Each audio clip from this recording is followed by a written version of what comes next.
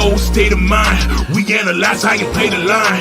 Purple and yellow, we on the grind. D was the host and he's taking time. With expert opinions, we moving dominion. If passion is in you, then let's go continue. Make on it just like a stadium venue. The topics we serving up just like a menu. We in our prime, high stepping. You feel the scene like it's cold peppers. Harder like Carter, but keep it smiling. Like this was the catch number 1,000. The show you gon' love it. You better tell your mama, cousin. The internet's talking and buzzing. So pull up a chair and just grab a drink. About the Vikings, tell us what you think. Cause we in our skull state of mind. We analyze how you play the line. Everything purple and yellow, let's take it up a level. Start the show, yeah, it's time. What's up, everybody? And thank you for joining wherever you at on this Saturday afternoon.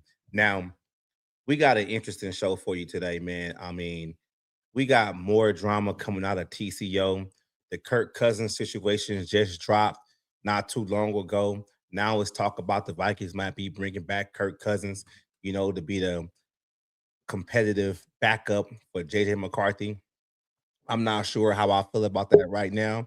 I'm just waiting on time to process the whole situation. And also, we got the Super Bowl on Sunday, man. Like, that's going to mark the official end of the season, and we're going to be in full offseason mode. Now, I can't wait for that because I need to see what these Minnesota Vikings are going to do. All this talk, tired of it. They need to get back to business. That's how I feel. I don't know about y'all, but that's how I feel. So, what's good, Zoe? What it do, man? What's good, man? Oh my God, what's the word? Man, just trying to stay consistent, getting this live together. Before I got on, what took me a minute, man, I was looking at that Kirk Cousins shit, so I had to ask a topic, but shit, we might as well go into that shit right now. Like, cause that shit came up on my time. I'm like, I'm surprised that the Falcons are thinking about cutting him, especially with Michael Penix not being healthy and basically going to be in rehab. Like, I don't understand it, but shit, it's the NFL. A lot of teams do a lot of dumb shit. So, Yeah, but I think it may due to his contract though. Yeah. So we got a new commenter right here, Young Cringe Gamer. Yeah, like prospect wise, bro. Let me bring it up. My bad. Prospect wise, bro, I really feel like the Vikings need to go out there and get some DBs. Either it's a corner in the first round or it's a safety, something like that, early. And I do think they need to get youth in that running back room. Like, I don't think Aaron Jones will be back with the Minnesota Vikings next year. He can still be serviceable, but I think you gotta move on, man. It's time to move on and get younger at certain positions. So, I mean, we can talk about the draft a little bit later, but let's get back to that Kirk. What did you say? You say it's due to his contract? How much you getting paid? Like, I could yeah.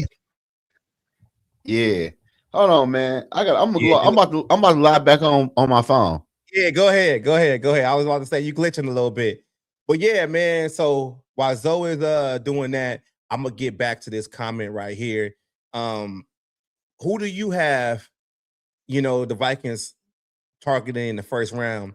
Throughout the draft, man. Because I mean, I didn't have any topics about the draft today. I was just want to talk about some other stuff. But yeah, this is interesting though. Like, man, I want to see what a lot of other fans out there think the Vikings should do in the draft. Like I already told you guys, like I think that secondary needs to be revamped, from the top to the bottom, for real. Like you only got 2 playable corners. Josh Metellus is best when he's doing a lot of different other things. I just feel like they got to get a little bit better, man. And then that running back room needs to get younger. And if we talking about youth, we got to really talk about the linebacker situation. Like, man, we need some more linebackers, man. We need some youth there. Not no outside linebackers. Maybe some, inside linebackers, off-ball linebackers. That's what I'm looking at also.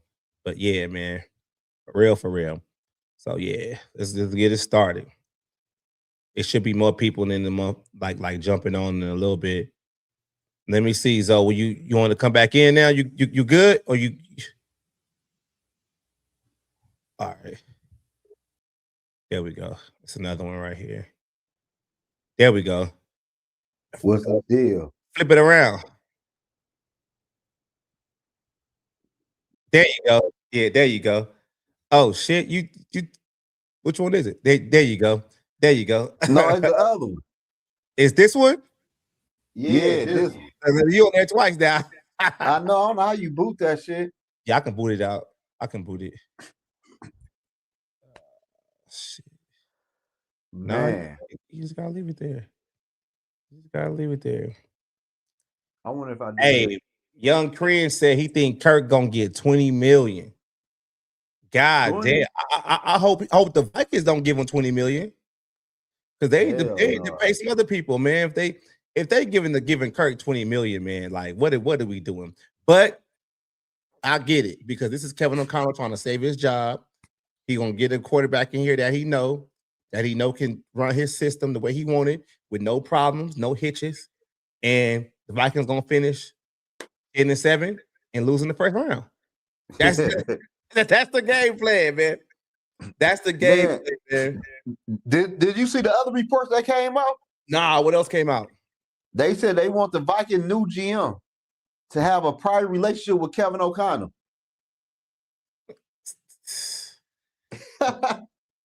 Are you serious? Who said that shit? Let me see. I can't even pull this shit up. Who wrote that? Come on. Are you serious? Yeah, man. Ah, man, like that's so the new GM that's the first check box. You got to have a prior relationship with Kevin O'Connell. They want to make sure he is aligned with KOC. But ain't no guarantee Kevin O'Connell should be here. That just letting you know that they're gonna keep Kevin O'Connell regardless. Yeah. Yeah, that just, hey man, I thought I would never say this shit. And anybody watching, y'all can clip this shit. I might be done with these motherfuckers, man. Tell you the truth, bro. Like I might be one of them fans, man, that just might be done with these motherfuckers, man. I'm gonna have to change my whole content and just be on some other shit because it's like I can't keep doing this shit to myself, man. Like this shit is being bad, man. I mean, I'm about motherfucking. I can go home. I can go home. Shit, the Rams is right there. They know what the fuck they doing. So man, they want that mother. They want to hire one of the KOC boys. I mean, shit, I can get season tickets to the Rams, no problem. Shit, but yeah, for real. That's crazy. I ain't gotta pay for Sunday ticket no more. I could just chill, man. Like, what do we talk about? Okay, he said we got J Viking 74. Is this J Viking 74 from the motherfucking Let's Go podcast? Is it that same one I was talking shit in the comments? I'll drop the link. You can bring your ass on. We can talk that shit. For real. We on my stream today. I ain't got a sugarcoat shit. But let me read your comment, bro. It says, no, they said one of the people on the Ram staff, KOC, has a relationship, might be the next GM. You talk about that young cat? Yeah, I know what you talk. Oh, you said peace. You out of here now. All right, motherfucker, bye. Shit. I told y'all motherfuckers on was it Thursday? Don't subscribe to my shit. This ain't for you. Don't subscribe to my shit. Because you was doing a lot of shit talking on Thursday. But now you want to come in here and try to correct motherfuckers.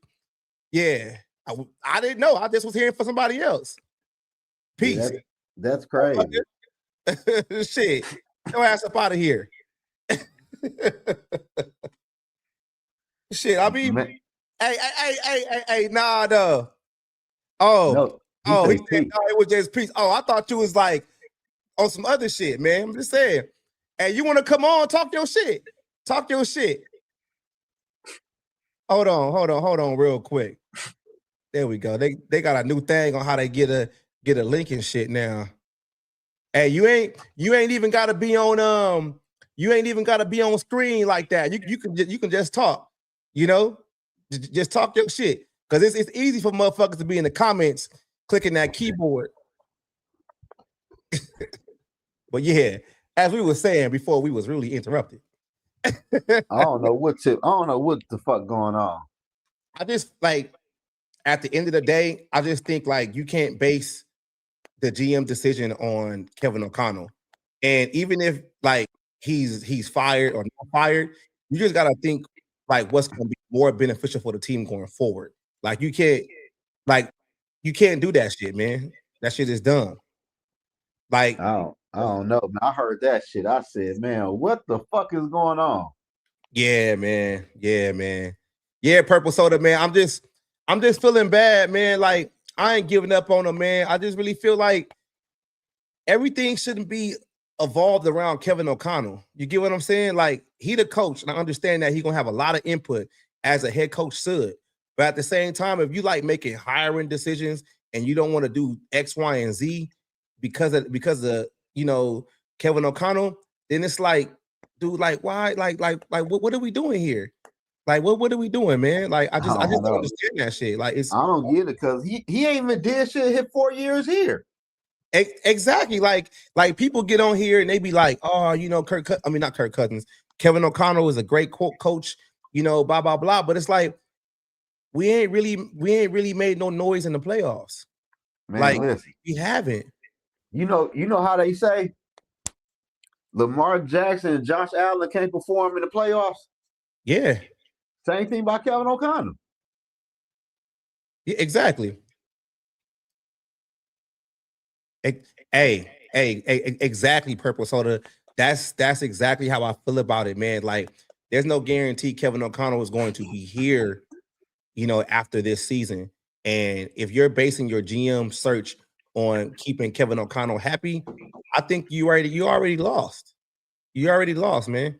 You already lost. And we got somebody else. We got Dang said, no matter who the QB is, they fucking need protection.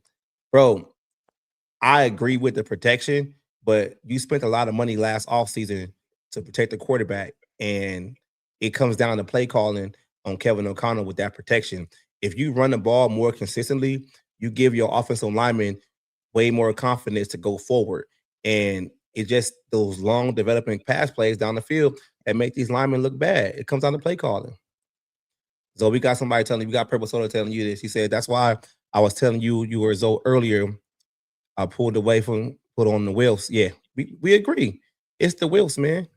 Yeah, they talking about the GM gotta be a KOC guy. Like, what the fuck? Hell yeah. We got Dame. You don't know the fuck you doing coaching. Yep. Exactly, man. The O-line needs to get the O-line. I'm not having an O-line conversation no more, man. Like, I understand, and I see your comment right here, Dame. Like, I understand, like, Ryan Kelly probably should retire, but outside of that, man, everybody said. Yeah. Everybody said, like, they just need to perform a little bit better. Like, I would, and I know Zoe agree with this, I would draft a tackle in the draft, maybe within the top 100, because Brian O'Neill is getting up in age, and you need to do that before you actually need it. So, yeah, I get that. I get that, but yeah, we got somebody else that, going to be honest, I don't think it was Cooper fault. You can coach O-line to protect. Hey, facts. Hey, young cringe, think about it like this though, right? Some of the same people that was having problems with Chris Cooper was one of the same people that actually want Blake Brandell to be center, right? And if you really think about it, Blake Brandell was playing every position last year. So you got to give credit to Chris Cooper for actually getting them ready. So either this guy is good or he's bad. I agree with him not coming back because prior offensive lineman, wasn't good here and they're working elsewhere. But at the same time, you got to talk about the elephant in the room, Kevin O'Connell. It all comes from him, bro. Yeah, I ain't hearing about that. I ain't hearing, like, I'm through talking about the O-line. Ain't no O-line perfect. Yeah. Hey, thank you, Purple Soda. Other teams have O-line issues and they still perform. Exactly. Yeah, like, I ain't about to talk about no O-line. Exactly. So we got somebody says, don't mind me. He said the Pats are winning it all. I think they ass beat. Hey, one of my bosses at work, he a big motherfucking New England fan, right? I told his ass, I said, hey man, your team lose. You better bring your ass to work on Monday. For real. Like, you better take that L because we could be on your ass about the Patriots losing. Hell yeah. For real. Hey, he said we brought in a new run game coordinator and elevated Carter and think the O line would be just as bad. The changes won't matter. Exactly. It comes down to Kevin O'Connell. Yeah, That's like what it comes down to. I don't know, man. I don't think this. I don't know, man. This shit just crazy. We talking about the same shit in 4 years in. Every offseason we talking about the same shit, man.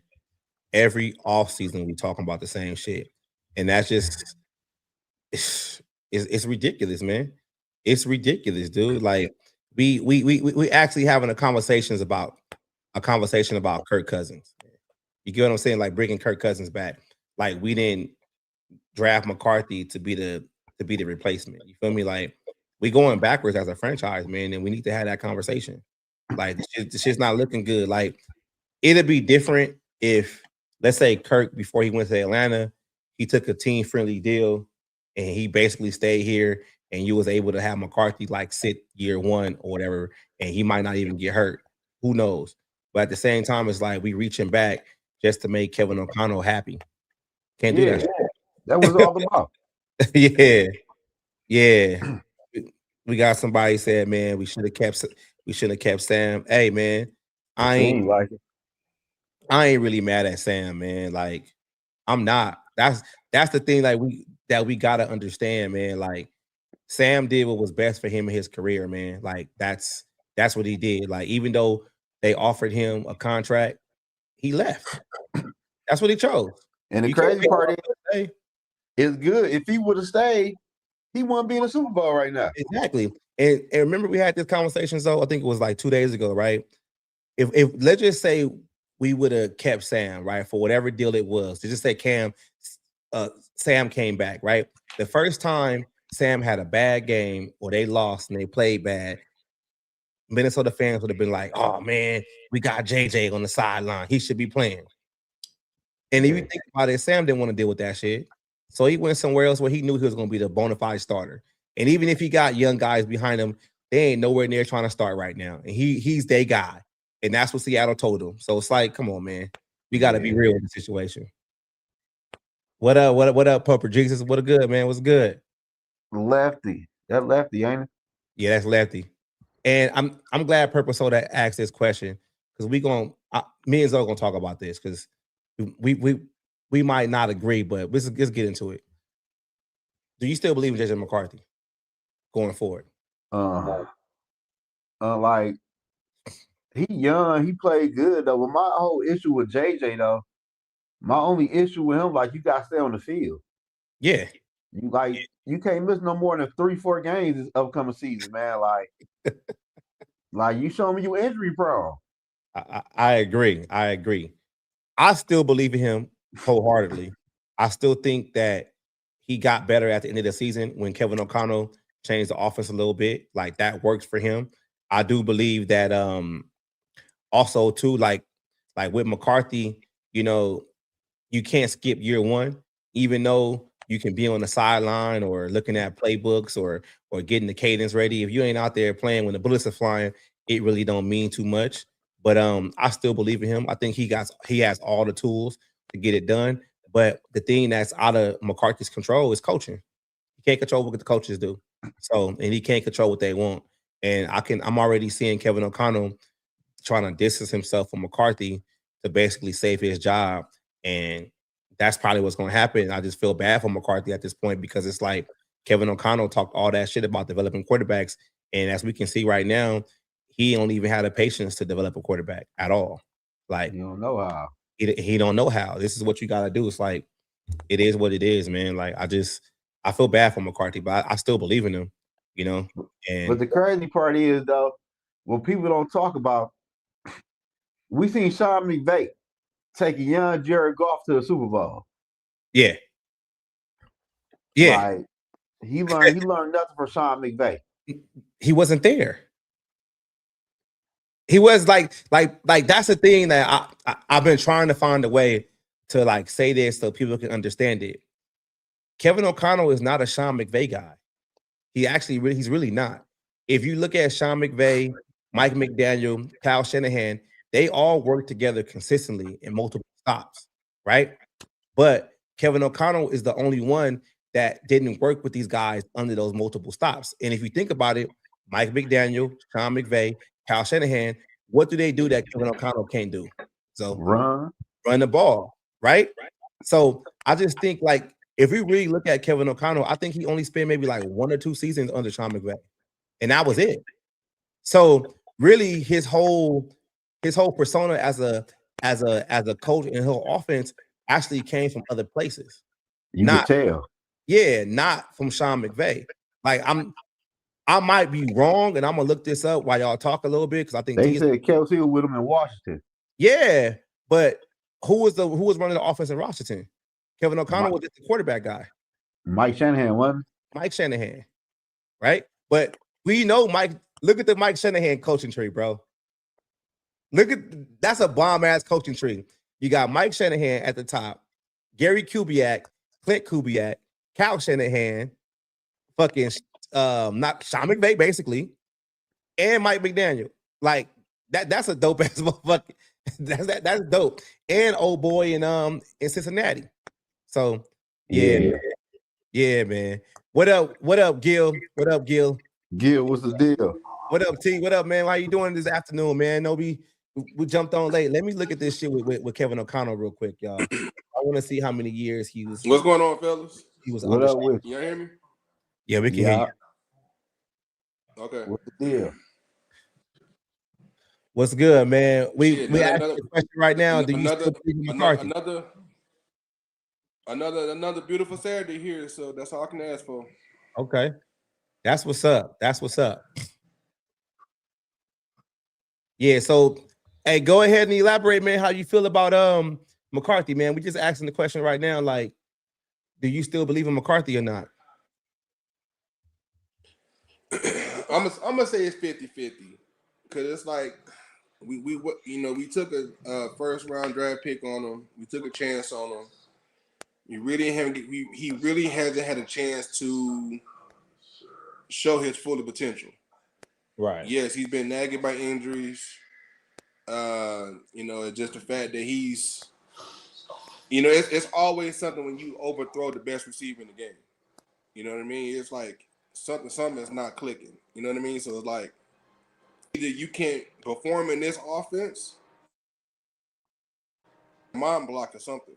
Because this is supposed to be the most easiest offense in the NFL, and you can't operate in it. What offense? And so it's like I said, you overthrowing the best. What offense? KOC's offense. It's the easiest. It's the easiest. I mean, if you look at it, it is the easiest. I'm just saying, if you look at the system that they do, you can bring any quarterback off the street and they can be successful in that offense. It's been done in the past. Who was successful? Josh Dobbs come in within 2 days, learned the system, and won us a couple games out of him being he away. Learned the system. Josh Dobbs freestyle when he played for us. Yeah, he the first couple of games he wasn't even. Kevin O'Connell was basically telling them where to go in the headset, what to do, what to do, what not to do. And that's a problem, bro. This offense is ass. And look, Purple Soda said even Kirk Cousins said this offense was hard. Kirk Cousins said he didn't really feel comfortable in this offense until year 2. So I wouldn't say that this is an easy offense to learn. I wouldn't say that. And even Sam said this offense is a little bit complex. Okay, I'll take that back. I'll retract that statement before I say it's an easy offense. But at the same time, it's like it's a workable offense. How about that? It's a what offense? Workable. It's a workable offense. I mean that's every offense. I just believe this though, man. You got to be patient when you're developing a young quarterback. You can't give him the whole playbook day one that you would normally give a 5 to 7 year vet. And I think Kevin O'Connell is a little bit stubborn with his coaching style, and he doesn't know how to construct the offense to be conducive for a young developing, quarterback. Like if you look at Drake May, he's gonna be playing tomorrow in the Super Bowl. You can tell that Josh McDaniels hasn't given him the whole playbook that he normally would run, because that's similar to the same playbook that he used to run with Brady. You can see that there's some things that's not there, and they're like trying to develop him, like as they go along. And that's the thing, like when you have real offensive coordinators and guys that actually has done that multiple times, multiple stops, they kind of like know what to do. Like, okay, this part of the playbook, he might not be ready for this right now, but let's run this to the fullest extent because these are something that he's comfortable with. Like, that's just what you got to do. If you look at Jaden Daniels with Kingsbury, his first year, they ran a lot of stuff similar to what Jaden Daniels did in college, basically to make him comfortable in the NFL. And then when they ramp, right? Huh? Yeah, and then you ramp it up. Like that's just what you gotta do. It's like with Kevin O'Connell, it's like it's my offense. I'm gonna run it this way, and that's what it's gonna be. And if you're not ready to run this shit right now, then I'm gonna need to give me a veteran quarterback. And you can't do that to your young quarterbacks. Like you kind of set your team up for failure, in my opinion. But did you guys hear the news just now? What about Kirk? Yeah. Yeah, we was talking about that earlier. We talked about that one first. Yeah, we talked about Kirk. I mean, Kevin O'Connell trying to save his job. What you expect? We got Gil said, he said McCarthy's a Blake campus. D was just the painting we got at house. Can't paint worse shit. Hey, you ain't lying, Gil. You ain't lying, man. You ain't lying, man. He don't know how to paint, man. He can't paint. For real. Facts. Hey. I mean, okay, let me ask you this question. If you got one of the best receivers in the game, and he's not complaining about getting the ball, but he wants the ball, and you overthrowing him, your quarterback is overthrowing him by good yards, heads down the field, and he's not accurate with your best receiver. How do you gonna take that going to the next year, next season? Hey T, you want me to explain to you why McCarthy was throwing guys last year? You want me to explain that to you? Please do. Okay. Please do. So if you looked at, and Zoe probably know this, if you look at Max Brosmer when he played the first couple of games, Max Brosmer had the same problem, overthrowing guys, being too jittery whatsoever. Right now, the problem that Kevin O'Connell has is what he's doing before the play, before they say hike, that second or whatever in the headset, he's telling the quarterback where to go with the football, who's going to be open, what route they're running, and how many steps to take and actually throw it, right? So this is what's happening. Kevin O'Connell's in the headset, and he's saying like, yo, X receiver or Jefferson's going to be open after you get to your fifth step and your drop back. Go there, right? So when you tell the quarterback to go there, they don't really have any feeling. So they're just thinking of just dropping back. When I get to my fifth step, I'm going to throw it. And regardless of what's happening around them, they just throw the football. Now, if you looked at when Kevin O'Connell tried to dial that shit back, JJ McCarthy was way more comfortable because he was actually feeling the game.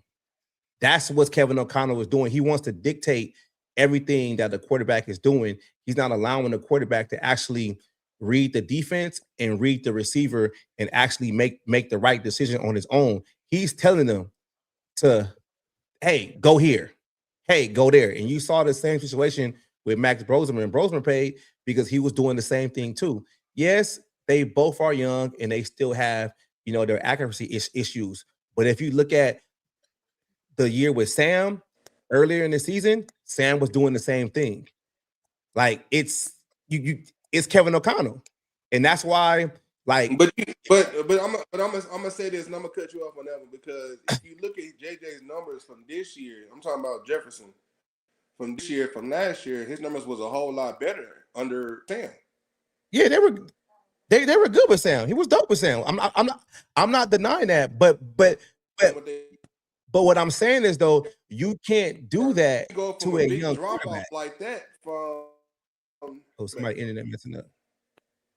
Yeah, you can't do that to a young quarterback. You have to allow the young quarterback to figure it out himself. Sam is a 5-year vet. That's different. Like if you a quarterback that just came from college and your OC and your head coach was basically telling you to fill the game or whatever, and then you get with Kevin O'Connell and now he's telling you, hey, this is what you got to do. Boom, boom, boom. Because he got that from Sean McVay. That's what Sean McVay was doing with Jared Goff. And if you look at Jared Goff's game after he left the Rams, his game is a whole lot better than what it was when he was with the Rams. Yeah. Because now he's able to feel the game. Ben Johnson had to break him down and allow him to feel the game because now it's like all they're doing is calling the play and Jared Goff is figuring it out. It's not like, oh, I'm calling the play and he's telling me where I have to go. You can't do that to quarterbacks. That's why the system that Kevin O'Connell is running is not as successful that people think. And I'm gonna back it up, and I'm gonna tell you how I know this.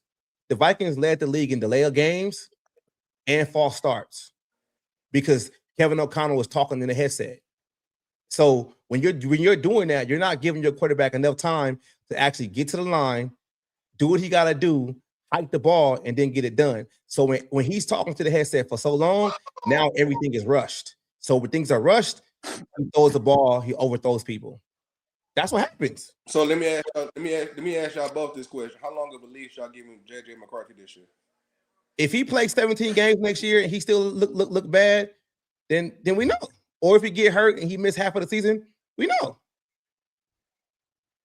Like that, like it ain't that complex. Like he got to play better.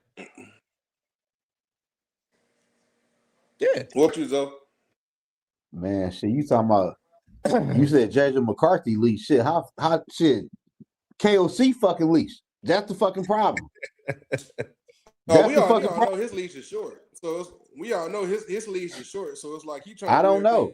Like just he said earlier, he's trying to do it to save his job. So, but I don't know, man. Like, I don't know. I don't trust KOC. I don't trust JJ McCarthy inside of the offense with Kevin O'Connell. Because if you watch football, and if you looking at Sam Darnold right now in Seattle, this man is in the Super Bowl. When he was with us last year, we ain't even sniff a fucking Super Bowl. That tell you everything you need to know. Yeah. That tell you everything you need to know. For real. For real. And I'm glad you said that, Zoe, because it's crazy because you got some people out there that think just because Sam Darnold, in the Super Bowl with the Seahawks, that he was going to do the same thing with the Vikings. And it's like, y'all didn't see the last two games of the season in that playoff game? Like, y'all didn't see that? Y'all didn't see them last three games Sam Darnold played with the Vikings? That shit was trash. That shit was a train wreck. Like, that's what I'm saying. Like, some Viking fans, they got selective memory, man. Because I remember this shit right after the playoff when people was up in orange. JJ about to be the future. Can't wait to see JJ.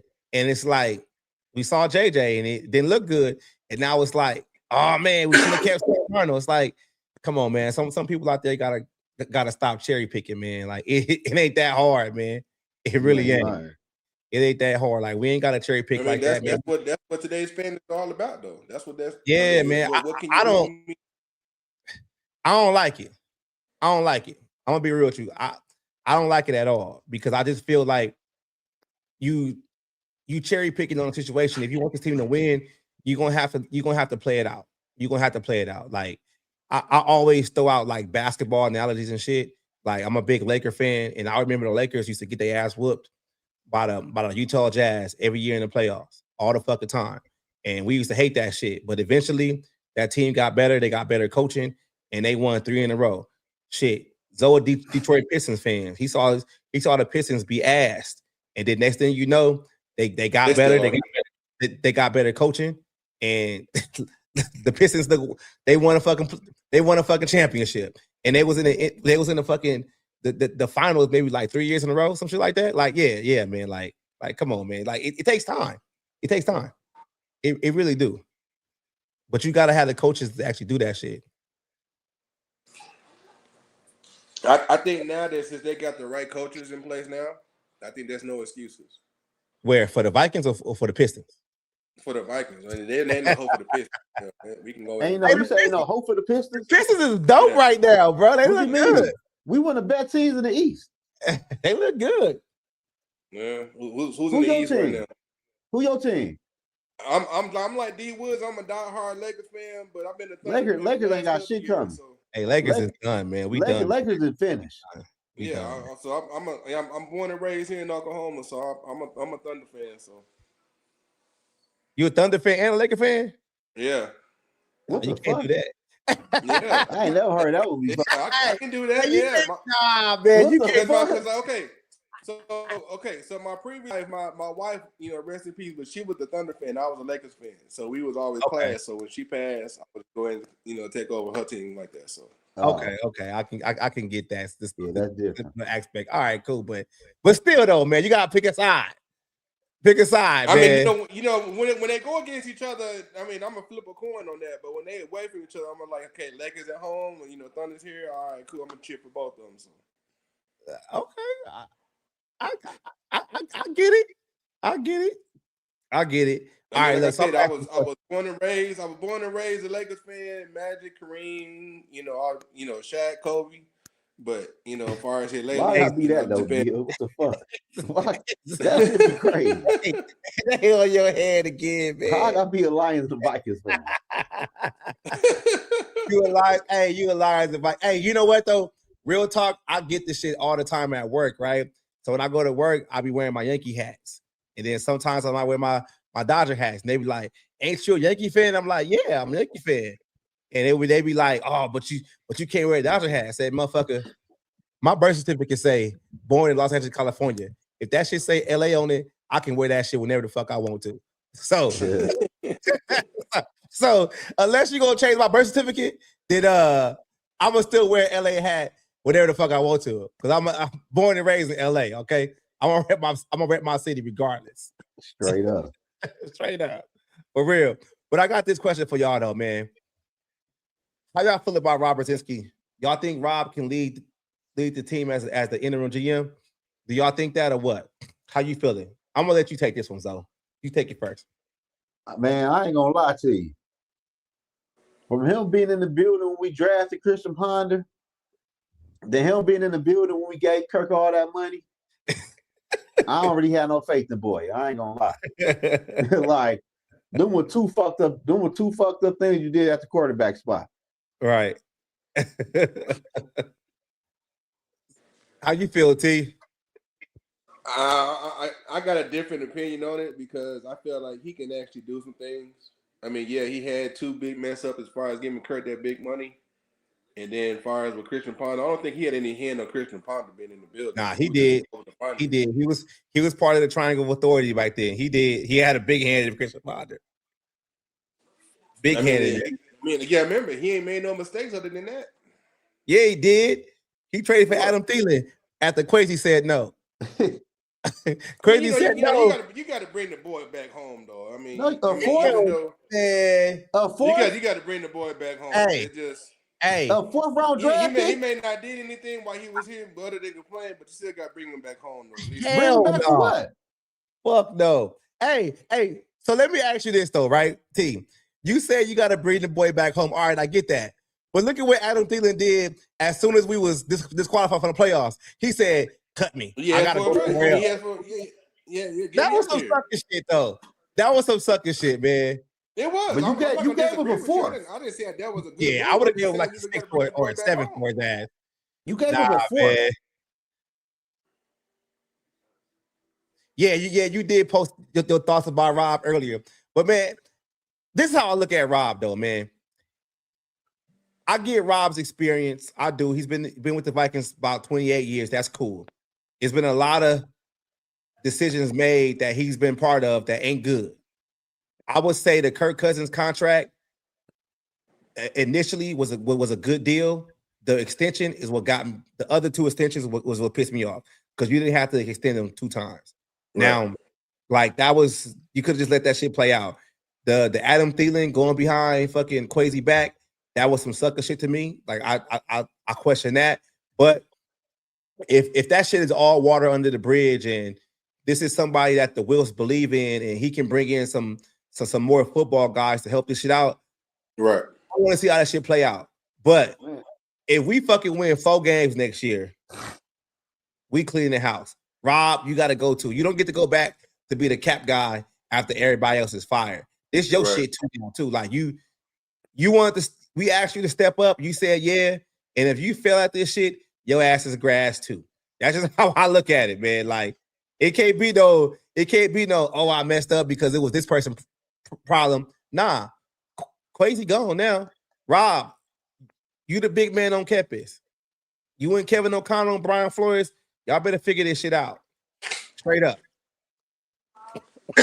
All right, let me ask y'all this question. Do y'all think that they waiting on the 2027 draft class to make a quarterback move? Hell no. No. Hell You no. don't Why think so? No. They said this class supposed to be better than the last few classes coming out. Let me ask you this though, T. Why would you wait for the 2027 draft class when you can't even develop the young quarterback you got? You go bring in another young quarterback, and it's Kevin O'Connell even gonna be the coach when it's time to develop, when it's time to draft in 2027. You already let's just say hypothetical. Let's just say what if he's not the head coach next year, and they decide to say let's bring in another guy, and let's say let's go draft another quarterback because JJ's not getting it. Kevin O'Connell's not here no more. Let's just start from fresh and go. Then if you believe that, then what you need to be doing is you need to be shedding salary cap and start trading assets away so you can basically be in a tank year and get a top 10 pick. If you're trying to win, you're gonna be out of the pace of getting anybody in like top in the draft as a quarterback because you're gonna win too many games. If the franchise, I'm talking about the front office, if they want to try to get a quarterback early in the first round in the 2027, they gotta lose this year. But the front office is actually putting it out that they want to get a veteran quarterback to compete with McCarthy. They want to bring in certain situations. They're trying to win. So if they're trying to win, they ain't looking at a quarterback fucking 2027. Made no sense. I mean, I agree with you. I'm just throwing something out there.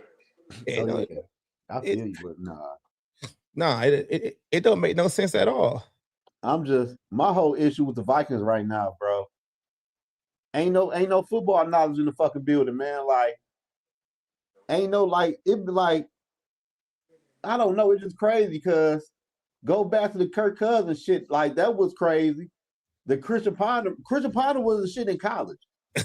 like it seems like don't nobody know how to even know what a quarterback's supposed to look like and do. Look at talent, develop talent. Like, why would you draft Christian Ponder? Because he was available. Yeah. Like he wasn't shit at Florida State. We know that. I don't know, man. I ain't got no faith in Rob, Bob, none of them motherfuckers. I ain't gonna lie to you. Yeah, we got young Korean said he would trade all capital this year for 2027. If we don't get a good picking spot, I'll trade all those picks again for 2028. I don't know why GMs don't implement that more. That's a lot of picks to move, man. Oh yeah. That's a lot of picks to move. No, you can't trade all your picks away. No, exactly. Purple soda. You only can have so many picks. Damn draft. The Wills will never tank. They won't tank. That's like they don't tank. That's why we in the shit we in now. Hey, we could have not won those couple of games with Josh Dobbs and shit. We'll be straight right now. We not say we'd be straight because I don't believe in Kevin O'Connell developing young quarterbacks, but I just think like we gotta start being honest, bro. Like Kirk Cousins, Sam Darnold, JJ McCarthy, or whoever the motherfucking quarterback. Do you actually think the leadership from the coaching staff can actually figure shit out and get this team in the playoff and actually win? And I ain't talking about Brian Flores. We ain't talking about the defense. Talking about offensively. Do y'all believe in that? I don't. I'm here and there on it. Okay, that's fair. You gotta remember, like you said, it's like you said earlier. People got selective memory when it comes to things. Yeah. When last year the Vikings won 14 games and lost 3. Now, what was that? What part of that was from the offense? What part of it from the defense? I say it was 50-50. Because I said the defense was holding it. The defense was the main reason they was winning games. Because if you look at that year with Sam, I think we had a lot of those fourth quarter comebacks too. And people throw out fourth quarter comebacks, right? And I hate this fucking stat. I really do. Because they think fourth quarter comebacks is fucking good. You shouldn't have a team that's having multiple fourth quarter comebacks. That means you're always fucking losing when you're in the fourth quarter. Like you need to be a team that's blowing somebody out. A team like the Rams to where they're basically running the ball in the fourth quarter because the game is already decided. With the Vikings, they have so many fourth quarter comebacks because they always lose it. Like Let's just call it for what it is. And then you got the Kirk Cousins shit too. When he was here, oh yeah, he had all those fourth quarter comebacks. He had those game-winning drives. You only have a game-winning drive when you're losing. Like that's just how that shit works. Like that's how you gotta look at it. So I don't really buy that shit. Fourth quarter comebacks and game-winning drives. Nah, we need to go and smack teams in the mouth and actually fucking beat people. Not this fourth quarter comeback shit. But you also gotta put it in context that defense gotta do their part as well. The defense been solid. It's like because when I'm saying when defense gotta do their part, it's like, yeah, you saying we was coming back in the fourth quarter. That means defense gave a lot of points up to say, hey, what y'all doing because y'all not doing y'all part. It don't mean so many points. How can you say that if your offense is getting turnovers, the offense punting the ball back to back to back? But if the defense didn't go down there and score like every drive, then what? If they score every drive, you won't get a chance to have a fourth quarter comeback. You would get blowed out. But the defense is still playing honest to the point to where they keeping it to the point to where you're only down maybe like 2 scores. You only down like 10 points. Right, and I agree. But at the same time, it's like you shouldn't be down that many points though. What you mean, bro? So hold on, wait. So you think the defense is part of the problem with the Vikings too? Oh no. Not by a long shot. I don't think the defense is part of the problem. But I also think that the defense should also give their hand and also, be accountable also. Because if you're down, or if you say for instance defense and special teams, well, what game was it when we lost on that special team play? The Bears. Yeah, that shouldn't even never happen. That's if not the defense. Won that game, we would have been in the playoffs with that game. That's not the defense fault. That's special teams. That's special teams. Yeah, that's not a defense though. But the defense actually let them get down to the point where they got to score a field goal, right? No, that was the special teams. They in field goal range. That was the special teams gave it up, not the defense. Defense did their job. That special teams coordinator. The defense did their job. They held Caleb at the end of that game to nothing. They made Caleb look like trash. So I don't like the way we shouldn't be I ain't gonna lie. There should be no Minnesota Vikings fans ever talking about the defense, bro. Unless it's David Wood, because I like to talk about defense. Yeah, you be losing me with that shit. We used to argue about that shit. Hey, but the thing about me though, about the defense though, so I call it out. When I see a problem, I call it out.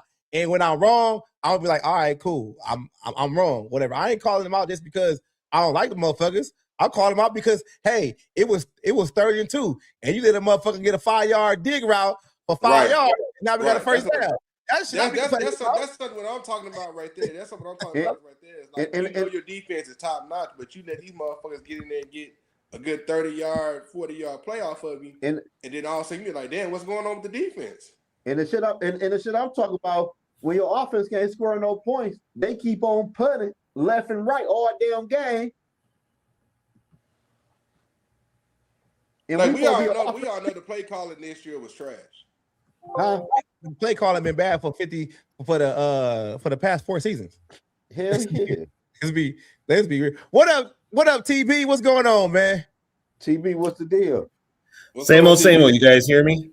Yeah, we hear you. Yeah. Okay. All right. So same old, nothing new. This team's giving me a headache. That's about it. Is he even a free agent? Yeah, who's that? My boy Zach Wilson, man. Are you mean to tell me I come on and you still talking about Zach Wilson? No, this is the first time I heard his name. So hey, Gil said it in the comments, so I had to bring it up, man.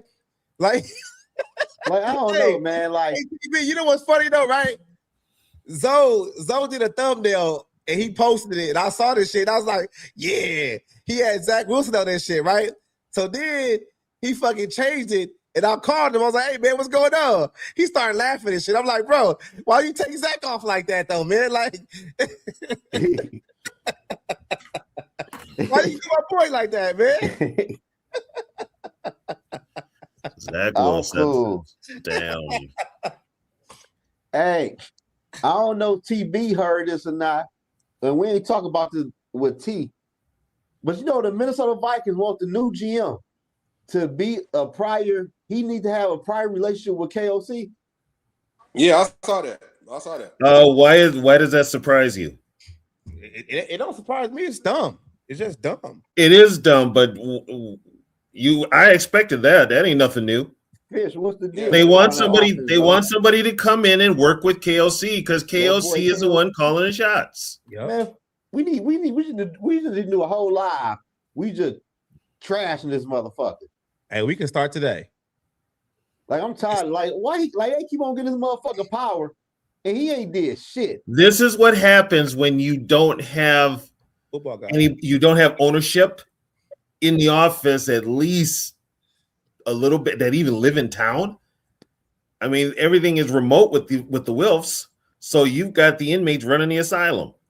Hey, though, TB, that's funny to me that report came out, because how I look at it is this, though. I felt Kevin O'Connell was on the hot seat, but if you actually bringing in a GM that has prior experience with Kevin O'Connell, then you basically saying Kevin O'Connell can't do no wrong. You basically said that He can't do no wrong. That he gonna stay here. Like that's crazy. D Woods up here in Minnesota, they treat KOC like he's a friggin' god. He the next Marvin Lewis. They treat him like a god up here. And the Wilfs are part of that problem. Baby OG.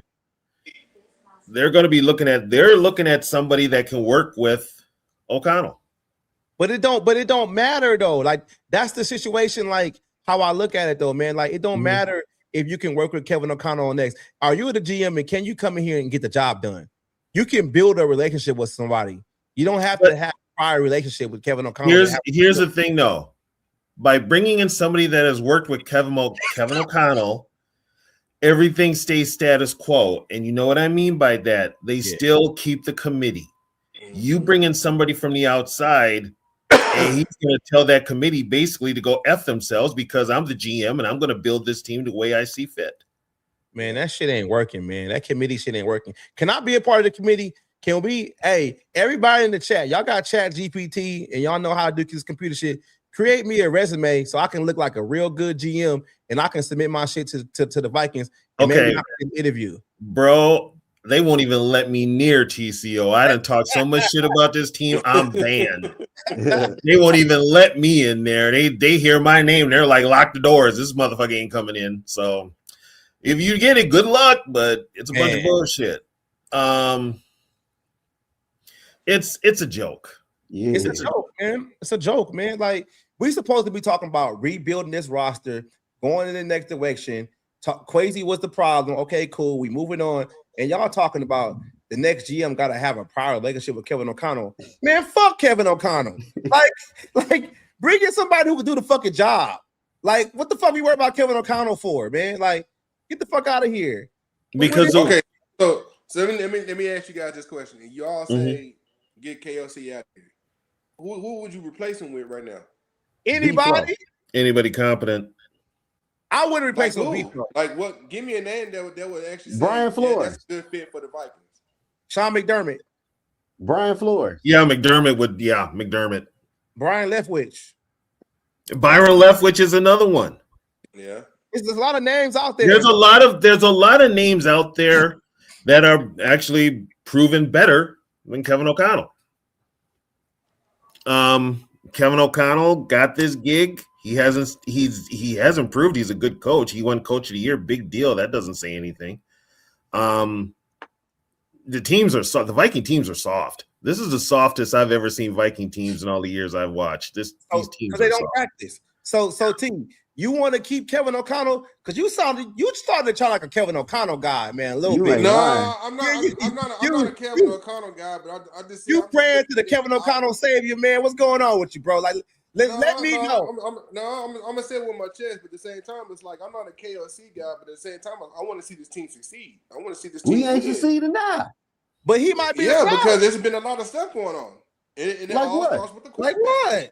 Well, here's another thing too, and this is with Viking fans. They hate change, whether it be good, bad, or indifferent. They hate change, but when you have to make the change, they're worried because they don't want to be the bottom dweller. They don't want to be the cellar dwellers of the division or the league. They don't want to be drafting. They don't want to be drafting top 5 every year. That's just a Minnesota thing, which I understand. But guess what? For this team, you're going to have to tear it down in order to build it back up. Yeah. But they in the bottom of NFC North now. No, actually, we finished 3rd. Detroit's at the bottom. No, they at the bottom. Okay, standings-wise, they're not. Yeah, standing-wise, they're not. But standing-wise, they're not. But if you want to base on, if you look at the potential of all the teams, yeah, Minnesota's a distant 4th to the rest of the division. Exactly. But we don't know what Detroit's going to do. Detroit could go back to being Detroit. But Green Bay's going to get older. In Chicago, we don't know if they can keep this up with Ben Johnson. But I'm just talking about as of now, they all got playoff wins. Kevin O'Connor, the only head coach in the division that doesn't have a playoff win. Yeah, that's true. Yeah, it's what's going on right here. When you're a fan, as long as me, you look at it and you're like, okay, I'm done with this crap. This is just BS, and there's no direction. There's no nothing. You're going into the most important part of the football year. But you don't have a GM. You're gonna let your head coach and defensive coordinator draft for you? Because I'm glad you said that, Tony. They're going to this shouldn't sound far-fetched. And if everybody's new hearing this information, Tony just said you're going to let your head coach and your defensive coordinator do the draft picks. It's easy for the Vikings to do that because they've been doing that shit for the past 3 seasons. Like Quasi was just the guy to turn the paper in. Well, now the mask is off. Now it's now it is.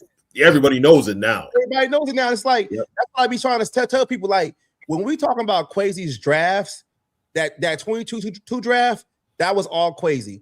There was a report that came out last week that basically said Kevin O'Connell and his coaching staff basically pushed the scouts out the way and they start doing everything throughout the draft. So stop blaming people for other shit when y'all the ones doing it. Y'all the ones decided to draft these motherfuckers that couldn't pan out. So I'm gonna ask you this, though, everybody on the panel, Zoe, T, and TB. If you in the draft room and you say, hey, I want that receiver, hey, I want that cornerback, hey, I want that, and Quasi hand the fucking paper in and you draft it, and then the motherfuckers can't play on the field because you say they ain't ready yet, you don't get to make a fucking opinion anymore. Because you told me to draft somebody and you still can't develop them. That's bullshit to me, bro. No, and you know what?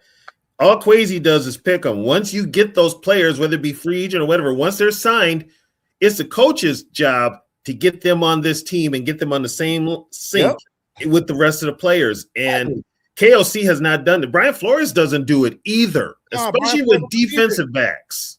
Yep. Exactly. Let's just call it what it is. Brian Flores, for all the good shit he's done and how he helped this team the last 2 years, that secondary is garbage because of who he's got back there. Yep. That secondary is ass. Yeah. And if he doesn't have a pass rush, but at times he doesn't, because we still don't have an inside pass rush, they get torched. They get torched. They get picked apart. And that's on coaching. That's on development. That's how you talk about the defense. That's how you predict the defense. By saying stuff like that. Stuff that makes sense, man. But I'm gonna tell you this though. What did I do? Honestly though, B-Flow ain't doing shit different from he just following what KLC do. Yeah, they in survival mode, though. Well, here's good thing you said that, D Woods. Here's the funny part. Like I said before, B-Flow got his contract. Right. So, but we don't know if it's 1 year or multiple years. It's multiple years. It's multiple years. I guess I didn't read up on how they made it public, but I didn't read up on it. Okay. I think he got 4 years, $6 million per year, or something like that. Yeah, that sounds like a wealth contract. 4 years. Yeah. 4 years, $6 million per year. Yep. But I mean, here's the thing now. That's Fish from Let's Go. I think so. Okay. What up, Fish? You always welcome to come on the show, Fish. Especially you. Yeah, you're right, Fish. None of them have and that's on the coaching staff. That's on the coaching. Here's the thing. Why do you think this team was so in on free agents? because coaches They don't have to show them. You basically tell them how you want to run the defense or the offense, and they just have at it. They're veterans. Hey, Tony, but it was Quasi's fault. Oh, everything's Quasi's fault. The fucking snow hit the ground. That's Quasi's fault. Quasi's fault. It was Quasi's fault. Bridge collapse. That's Quasi's fault. It was Quasi's fault. He drafted those guys, knowing damn well those damn coaches told him who to draft. My internet don't work. That's Quasi's fault. Yep. No, never mind. I didn't pay the bill. That's all Quasi's fault. It's Quasi's fault, man. You know what? Quasi was always brought up here. I hate to say this. I said it at the beginning. I said, if anything happens where this thing goes belly up, the whole KOC situation, the first person they're going to blame is Quasi. Yep. And I was right. When you get somebody who's not a football person, how the hell are you going to get somebody who's not a football guy to run your football team? That's negligence in hiring right there. And where does that start? That starts with the Wolves. Okay, look. But Quasi was a yes man. Okay, so, okay. Look, let me answer this question right here because we got young cringe gamer. So I've said this multiple times. If you look at the team, the development on the roster outside of the defensive tackles and wide receivers, there's no development on the roster. Now, I give credit to Keenan McCardell for developing his wide receivers and the defensive line coach for developing those guys. But outside of that, where's the development at? The linebackers are not ready to go. You only really got 2 linebackers, if not 1 right now, in Blake Cashman because what's the other guy's name? He's gonna be in free agency. The inside guy, the other inside guy, Eric Wilson. Eric Wilson, right? You got Eric Wilson, which is actually goes to Tony's point. He's a veteran. You just basically tell him what to do. Ivan Pace had a good first year when he could basically blitz or whatever, but when you asked him to actually be an inside linebacker, he couldn't do it. That's development on the coaching staff. Look at your corners, right? What happened to Mekhi Blackman? What happened to Andrew Booth? What happened to Caleb Evans? They gave up on those 3 corners, and they basically ran and got Jeff Okudah, who couldn't play, and they basically had to get 2 other veteran corners to come in there and play. Also, Didn't they give up on who was it? Dantzler? Yeah, they gave up Dantzler too. They let Dantzler go. Like they let a lot of corners go. Then look at this though. Look at the safeties. Harrison Smith is probably going to retire. Josh Metellus is okay, but I told y'all Josh Metellus early that he's good when he has good safety help behind him. You know what though? Metellus got paid and his play fell off. Fell off. So I'm gonna ask you guys, outside of the defensive tackles on defense, where's the development at? Where's it at? Like, it's not there. There is no development. No, it's not. And that falls on the head coach. Yeah. And okay, so now Viking fans need to look at this. You hired this guy to groom a quarterback, and in 4 years, he has screwed up the quarterback position to the point of he wants to blow it all up and bring somebody in here. Yep. And that falls on him. That falls completely on KOC, but somehow that is Quasi's fault. It goes right back to I need a shirt that says this. It goes right back to blame the brother. Anything that's wrong with this team, blame the brother. Blame the brother. Bottom line. Hey, this young Chris said our DTs are no longer developed because Dixon left. Hey, is Dixon gone? He said he left. He went to Dallas on the lateral move.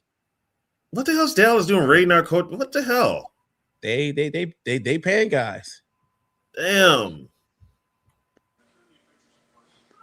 Yeah, well, but Turner was also. Here's the thing with Turner, and I told people this over and over and over, and nobody listened. Turner got hurt his rookie year. He missed 4 or 5 games. Yeah. It takes, for some players, it takes them a couple of years to find their niche. Well, he was healthy last year. And what'd you get out of him? You got 8 sacks out of him. You probably had more than that, except for a couple of roughing the passer calls that are questionable. But he's fine. You just got with some players, you just got to give them time. Not every player is going to come into the league and just blow up. Yeah, right. But no, it's crazy. It's Quasi's fault, man. He ain't developed the players either. Quasi is a horrible play caller. Quasi can't coach nobody. Remember, everybody. If anything goes wrong with your life, your old lady leaves you, your dog bites you, your coach fires you. You blame Quasi Adolfo Mensa, and everything works out fine. You just got to blame Quasi. Bottom line. Hey, but I'm gonna say this about Quasi. Quasi to me wasn't a true GM. No, You know what I mean? He wasn't. was a football analytics. He was a football number. He was about numbers, but he wasn't a true GM. He wasn't even that either. He was, you know what, T? He was a complete Wall Street guy. Right. Yeah. Right. He was a Wall Street guy. Now, this is negligence on the Wilfs. Who the hell told you to hire somebody with no football experience to run your football team? Tony, because he checked the box. Well, I said that. Why? Because he was a minority? You got that from me. It makes sense. Plus he was a yes man. Yeah. And they knew him coming in, not having GM experience, that he was going to feel they gave him a favor. They gave him an opportunity. Well, you know what? Also, he wasn't going to upset what was going on with the I call it the round circle, the committee, whatever the hell. He wasn't going to upset that like Harbaugh would. The triangle of authority. What authority? Bunch of dumbasses. Harbaugh would have came here and said, you got to go, you can stay. You got to go. I like you a little bit. You can stay. Here's the problem. The Vikings got a lot of people making decisions for them that are not football people, which is that whole building. The only one in that building with any sort of football experience or running a football team would be Grigson. Brzezinski is a cap guy. So, and then I heard reports today from Judd that on his podcast that, Rob might not want this because he want to keep a job. He want to stay executive in the front office. He might not want to be GM, which means you're going to have to go outside and get somebody, which is why. So look, TB, if Rob already telling you, I don't want the GM job permanently or whatever, then you know what the fuck you do? You call everybody in the office on Monday and you say, look, we about to shut everything the fuck down for the next 2 weeks until we get a GM up in here. We about to hire a motherfucker right now. That's what you do. Like, why would you go along with somebody who's telling you they don't want this job? You think the person they don't want this job going to do a good job? You can't really shut it down. Well, here's now. Yeah, the biggest problem is, and that you guys will all agree with this, it's the timing. The Senior Bowl, then you've got the combine, you've got free agency coming up. That's what I'm saying. It makes no sense. Take a week and go find you a GM. If y'all got a private plane, y'all got a lot of money, y'all can fly people here, fly people out. Go find the GM. Like, what are you waiting for? Why are you waiting till after all this shit? Here's what I heard also. And when they say the Wilfs stay out of town, here's what I heard, and I heard this years ago, and I guess it's still true. The Wilfs only come to the Twin Cities on game day, and then they leave right after the game. Go back home. They leave right after. Yep. They leave right after. That's not the way to run a business, a multi-million-dollar. Yeah, just like I said earlier, you had people talking about they was mad at Jason McCarthy for leaving for one practice. Then they was mad at Quasi for leaving for 2 weeks. The goddamn owners ain't never here. You know why? And you know what they use as an example is KOC, because his old lady popped out a couple of kids and he stayed here. Because he ain't got no life. She probably don't want to deal with his ass either. Shit, he better get a DNA test. It might be the next door man, baby. Kevin, he's just there's just so many things going on with this team. It's a whole lot of chaos for no reason. And here's the thing: the Wilfs love to reign over chaos because there hasn't been like a calm time with this team since the Wilfs have taken it over. To be honest, there's always been some sort of a controversy. The only threat you had with Red McCombs was he was threatening to move the team every day at the office. He was there just to tell motherfuckers he's going to remove the team. But yeah, since the Wilfs have had it, and that's what happens when you have absentee owners. But you can't, their business practice, and I don't know how the hell they were these land developers in Jersey, but they did get sued, and they're still paying whoever it was they're paying for. They had a lawsuit that they lost. So they're land developers and business people, but I mean, how good are they at that? If you see the way they run this football team, it's gonna make you ask questions. You ain't lying. So it's a motherfucking train wreck. But here's the thing: it's all about money. Yeah, the Teams- Minnesota Vikings still making Team stays making money. That's another thing. Tickets are always sold out. You're always on everybody's conversation. The Wilfs' attitude is just, let's get in the playoffs and see what happens. That's a terrible attitude to have. You ain't got no plan. You ain't got no plan. You're just winging it. You know, if I don't hear the owner get up there and say it's Super Bowl or bust, which it needs to be, I ain't listening. They're gonna end up what I see happening eventually, and I'm not sure how far this is. They're gonna end up having to do what the Lakers did. They're gonna end up selling to one of those big old corporations, and that's what's gonna happen because the Wilfs gonna get to the point where we already made enough money. What more else could we do? Let's just cash out real quick. Here's the funny part. Let's go ahead and get that $10 million. The Wilfs could cash out, but then all that land around the stadium they developed and they own. They still own the land. They own them hotels out there at TCO. They've got money up the wazoo. Exactly. You know, so Yeah. I don't. If they do sell the team, it's like only way they don't sell the team is if the kids or whoever younger say they want to keep the team for the family, shit like that. But I can see them selling maybe in 5 years because this shit is just they done made a lot of money off of this team. Oh, they're making a ton of money. This team has made them rich beyond belief. Hell yeah. Made them rich beyond belief. And they're probably, you know, for somebody that doesn't want to leave, they love Minnesota so much. How come they never bought a house in this damn state? If your main business is in the state. Look at Schick Shooter say he said they love the money in Minnesota. They don't love the place. Oh, well, fuck. Minnesota better than New Jersey. Goddamn. That's where they're from. I mean, you know, it's too cold down there in Minnesota, though. It's too cold. Shit, they got Jersey. Jersey gets colder than us. Cold too. Yeah, Jersey gets cold. Jersey gets worse than Minnesota because they're right by the right off the, what is that? Between New York and Canada. No, between New York and New Jersey, there's a body of water there, and they get a lot more snow than we do. Right. Wasn't Minnesota like what -31 degrees something like that there not too long ago? Yeah, now we're up above. Now we're damn near motherfuckers out here wearing shorts in 30-degree weather. That's crazy. But yeah, I mean it's if you're going to be owners, own the team. Bottom line. If you're going to be part of, if you're going to own this thing, make sure it runs smooth. Make sure it's competitive. Oh, Jesus, Davey. That's right. Jersey applause here. Yeah, Davey. My mom was from Philly, so she was happy to leave the East Coast. But things have got to change, and it's got to change with the Wilfs. Well, take that back. Got to change with Mark Wilf. Yeah. They still haven't come out and said that Ziggy's going through his problems yet. I don't know what they're waiting for.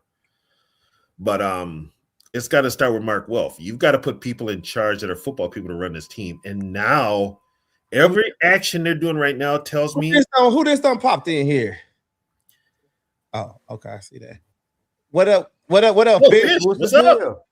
What up, Fish? What's good, man? I don't think your sound is on. What's going on, fellas? Let me throw something on you real quick because I hear you talking about the Wilfs this, the Wilfs that, right? Mm-hmm. The Vikings are for sale. The Wilfs are going to sell the Vikings in the next 2 months. That's why they ain't hiring no GM right now. They brought in a second cap guy to get their books in line. Where you hearing this from? Come on. You gotta give us sources, man. You gotta give us more than that. You gotta give us more than that. You gotta give us, what'd you say? Tony, think about it. You cleared the problem out. You're hesitant to hire his replacement for some BS reason. Ziggy's sick. He's dealing with health issues. Tell me.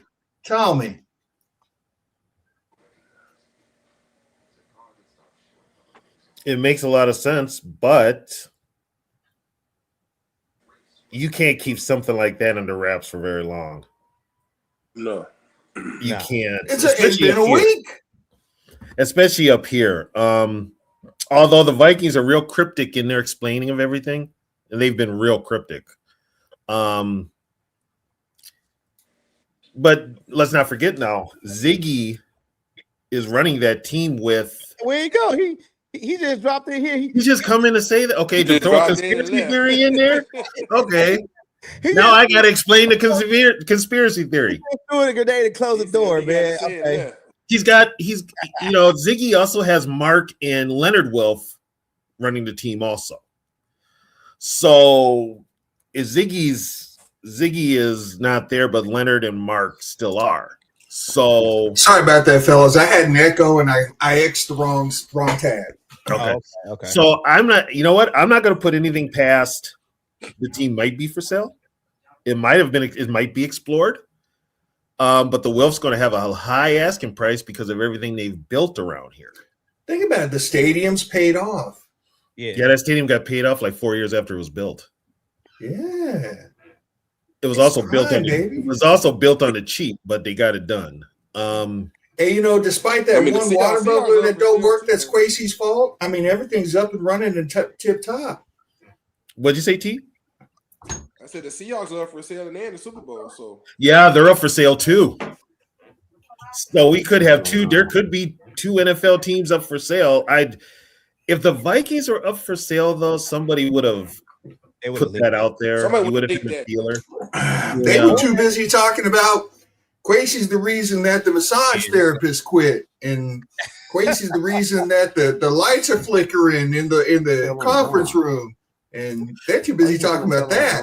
Quasi's the reason we got a snowstorm. Mm-hmm. It's and the spin doctors I give the Vikings credit. They got some people out there running a PR that are on their job. They will blame anybody for what they do wrong. It's everybody else's fault except theirs, especially KOC. Hey, and that's crazy. If the team is for sale, man, that means if the team is for sale and they sell, whoever the owner's in, the owners might come in here and blow everything up. That's what they'll do, and a lot of these people will be like, I'm gonna apply for a job. I'm gonna apply for a job, man. I'm gonna be a janitor. Hey, whatever I can do, man. Whatever, I can do, man. I'm gonna apply for a job, man. You know what? Though, D Woods, your boy is probably out of a job too. The announcer. Yeah, my boy PA, man. All I'm saying is that if it happens, just remember who you heard it from first. Do I think he'd be out of a job? Has he come back since his little hiatus? Yeah, he come back, unfortunately. Nobody gives a fuck, but he came back. Yeah, I talked to him not too long ago. We had a little conversation. I know you talked to him. I've been on him for like an hour. Yeah, I'm glad you talked to him. I couldn't talk to his ass. He's a cool dude, man. I give him. He's a cool. It's just different sometimes. Like the persona that he has. You got the press persona. I've seen the persona where he ain't nowhere near a mic and there's no press. He's a complete and total asshole. He was cool with me. I can't say that's bad about. Well, yeah, because he was it was a press junket. It was a press thing. But when he's not behind that mic, he's somebody you want to punch. I like PA. All right. I like PA. All right. Y'all should already know. I ain't gonna hold that against you. Fish came with the sale, man. Fish, how you feel about Kirk Cousins coming back, man? I think it's inevitable. Yeah, I think so too. I think I won't be watching the Vikings this year if he does come back. I mean, I just think everybody's not everybody. I think the coaching staff is in survivor mode. I just feel like Kevin O'Connell is going to. And you know what that tells me? That tells me Kevin O'Connell's a bitch. That tells me he wants to bring back a fucking quarterback that he had here before. Yeah, he's a bitch. And get the same goddamn result, which means Kevin O'Connell, you ain't shit. You can't develop nobody. So you know. That goes back to the whole reason why Kevin O'Connell was here. He was brought in here to identify and develop a young quarterback. And if you're actually saying that you got to go get Kirk Cousins or any kind of other veteran quarterback during this season, that lets me know that you can't develop a quarterback. So why are you here? Because we hired you to do that job. If I hire a motherfucker to fry chicken and then he can't fry chicken, I'm gonna get somebody else to fry chicken. Okay, D Woods, Zoe, remember what I told you about the whole why they brought Kwesi in here and they kind of left Kwesi out to dry the first time? Remember what I said? What? It was they left the Wilfs left it up to Kwesi on Kirk Cousins. Oh yeah. And Kwesi said, "Get his ass up out of here." Right, and if it didn't work, they were going to blame him They were going to blame him for that. And that's what I believe is the rift. When the rift started between Kwesi and Kevin O'Connell is because Kwesi basically was like, "We need to stay on course. The plan is to develop a quarterback. We don't need to pay for another quarterback. We already got rid of Kirk. Why are we going to get Sam for this long amount of time when we got the quarterback right here? You telling everybody you the quarterback killer, you the quarterback guru in the building. Let's do this. Let's develop McCarthy." Okay, question: how much guaranteed money is Kirk getting this year? Shit, from too the much. Falcons? So here's the thing: if the Vikings do get him back here, he's going to be getting 2 paychecks again. Again, hey, who we talking about here? Put him in the Hall of Fame, Tony. Put him in the Hall of Fame for it. Now, who's his agent? Here, I need to talk to him. You ain't lying. Damn. We just got Kirk off the books 2 years ago. Now we're gonna put him back on, and we about to break. You know what I think is, of all the rumors that came out in the last week, right? Here we go. I think the two rumors that didn't get enough attention were the rumors about Rob B. You know, when they said that Kwesi didn't want to sign Jonathan Allen, so the Wilfs told Rob B, get it done. And when the rumor came out that said Kwesi didn't want to what was the other one trade where Adam Thielen. He didn't want to trade for Adam Thielen. And the Wilfs said, Rob B, get it done. I mean, Kwesi made some smart choices, right? They had already, like I said before, Fish, like I told these guys, Kwesi was already the scapegoat. He was he already was. That's he what already was a scapegoat. That's what I've been saying, Fish. When that report came out that Kevin O'Connell and Brian Flores have basically pushed out the scouts and they were the one basically running the drafts and they were the running the free agency. It's like, how can you get on here or get on any platform and blame Kwesi Adofo-Mensah when there's people close to the team telling you that, hey, he was just a guy to turn the cards in. He was just a guy on the phone call that everybody else was making decisions and Kwesi was just a liaison at that point. D Woods, can I say something real quick to all these Lion folks up in here? It's only one. There's a couple, I think. Oh, okay. All right, guess what? You Lions fans, stop talking shit because y'all lost to Max Brosmer, okay? Shut the fuck up and sit down. You lost to Max Brosmer on Christmas Day. Don't worry about it, Tony. Get your asses down. They got that 4th place schedule now, so they can pretend to thump their chests like they're world beaters this year. You lost to Max Brosmer. Sit your asses down. Hey, whoever running your Detroit, hey, that's what you get for coming here talking that bullshit. You should have came in here nice, but now you get inflamed by Viking fans. That's what you get. That's what you get. You should have lost Brian Flores. When did we lose Brian Flores? Goddamn Lions sucked for 50 fucking years. You get 2 back-to-back years where you almost make a Super Bowl. Now you talking shit. And then you go right back to doing the same shit you was doing 50 years, losing to sorry-ass bums like Max Brosmer. Hey, Tony, sit down and shut up. I'm about to turn Tony up. Hey, Tony, look at it. Tony, he said you in your feelings, man. You believe that, Tony? He said you in your feelings, man. Really, motherfucker? Don't call me out like that. Don't call me out like that. Nah, you don't know who you fucking with. Don't call me out like that. I can't believe Tony, the Vikings, the damn Detroit Lions fan said you in your feelings, man. Oh man, I don't believe that. He's still talking. But you got for Detroit fans. Is that motherfucker a bot? That motherfucker a goddamn Russian bot? Shit. Well, the difference between the Pats and the Lions, Detroit fan report, is the Pats actually have a good coach. Yeah. Damn. Hey man. Dang, Tony, he said you need a hug. Not from that motherfucker, I don't. Hey, but yeah, to go back to Kwesi, man, like that's just how I felt, man. Like once you really find out and it's confirmed that everybody else is making these moves, then you gotta hold them accountable. And then Zoe was telling me earlier before we started that basically that the new GM has to have a prior relationship with Kevin O'Connell. And it's just like, man, it's like we ain't we ain't never gonna like get off of this shit if we can't hold people accountable for their actions. You know, it's like Kevin O'Connell is the quarterback guy in the room. Your quarterback's not looking Supposed good. to be, right? Like I'm just not buying it, man. You got my boy T right here. He want to resign Kevin O'Connell for the next 8 seasons, man. I mean, who the hell wants to sign him that long? Nah, you ain't heard me say no shit like that. Don't be putting no words in my mouth now.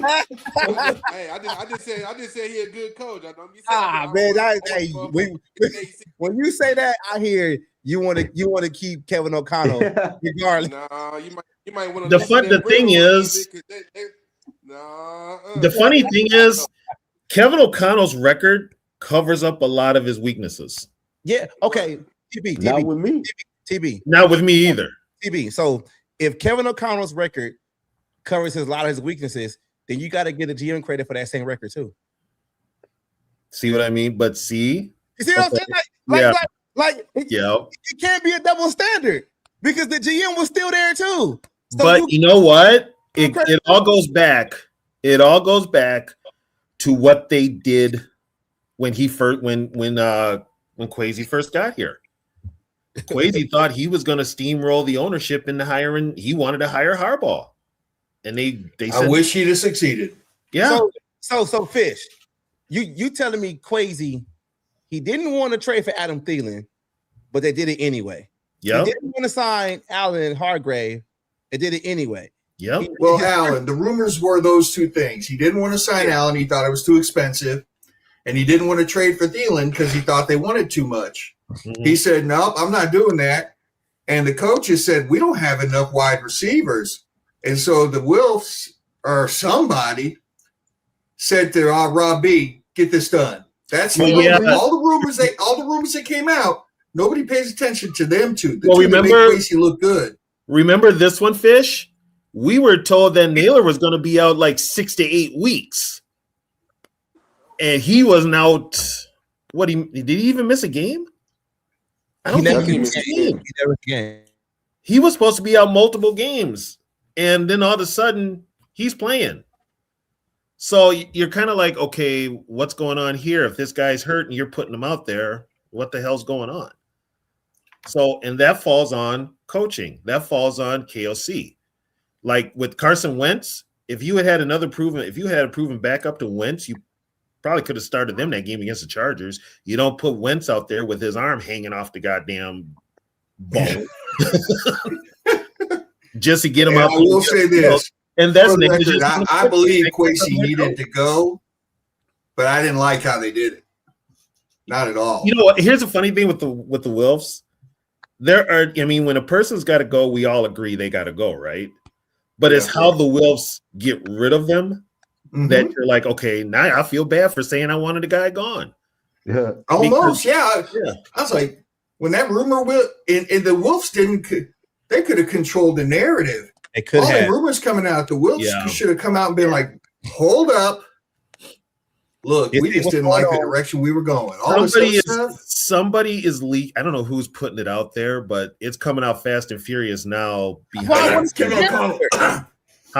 That's why I want to be the janitor when they get new people in there, because I'll be the one looking at shit. No, I said I'm going for the janitor. I'm going for the janitor.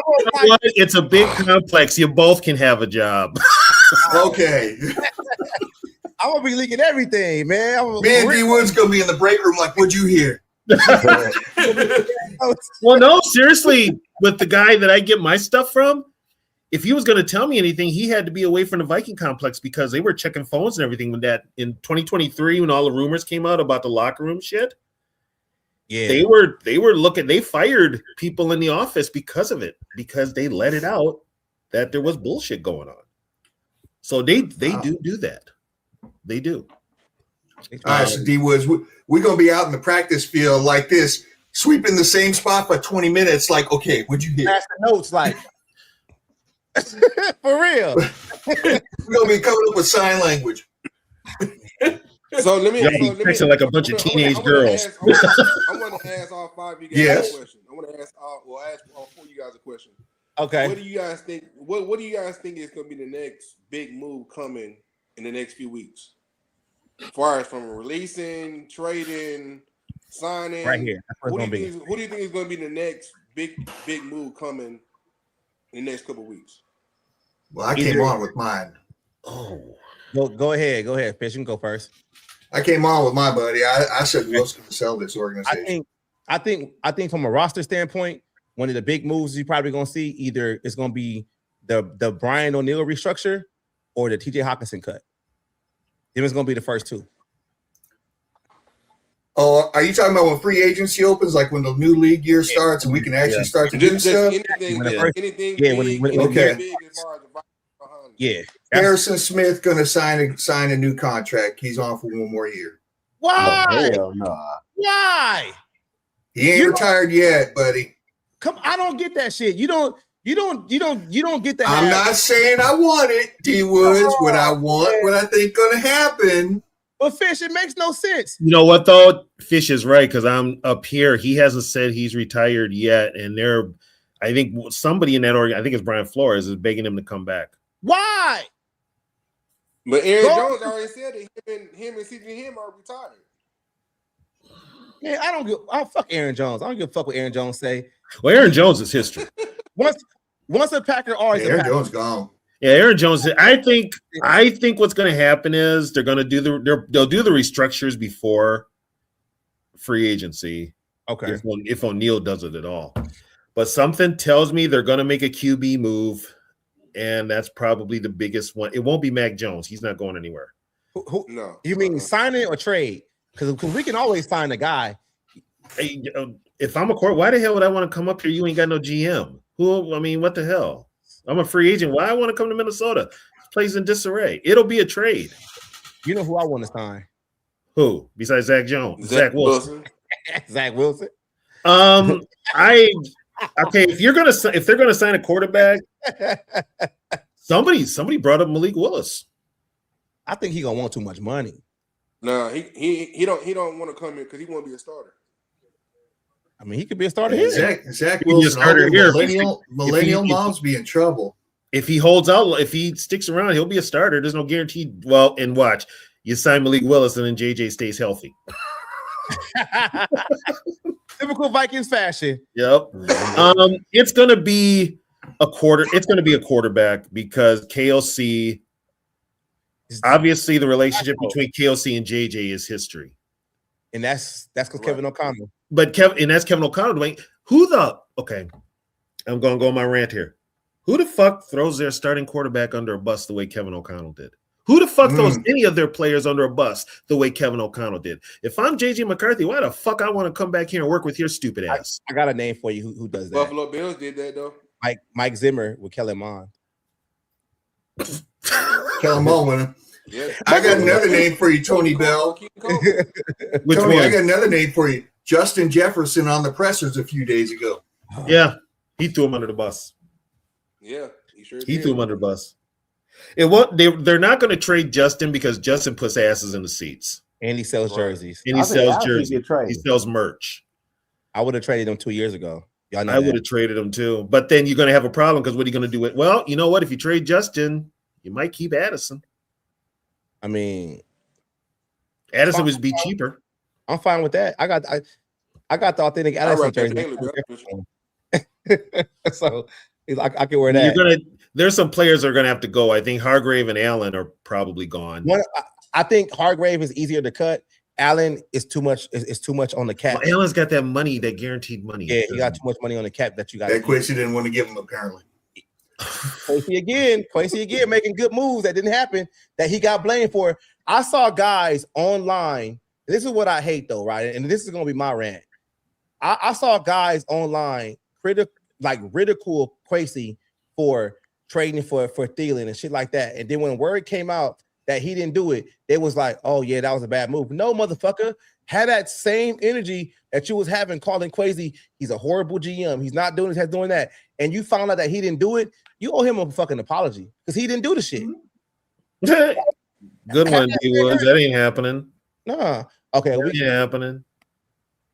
Who's the biggest trade bait we got?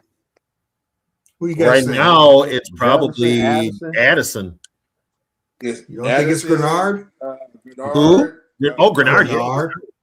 Yeah, Grenard. You got JJ. You got McCarthy's a good trade asset. Hawkinson, even though he's going to be cut, he can be traded before he get released. Ain't nobody taking Hawkinson. Because there's a lot of teams that need tight end. You can get a good tight end off the street. You don't need to overpay for Hawkinson. You can get a tight end in the draft. Right. Yeah. It's there's a lot of moves that can be made that can free up a lot of cap money. Hell, I'm ready to move on from Brian O'Neill. I'm not. Detroit Fan Report forgot he's watching a Vikings podcast. He thought we were talking about Dan Campbell.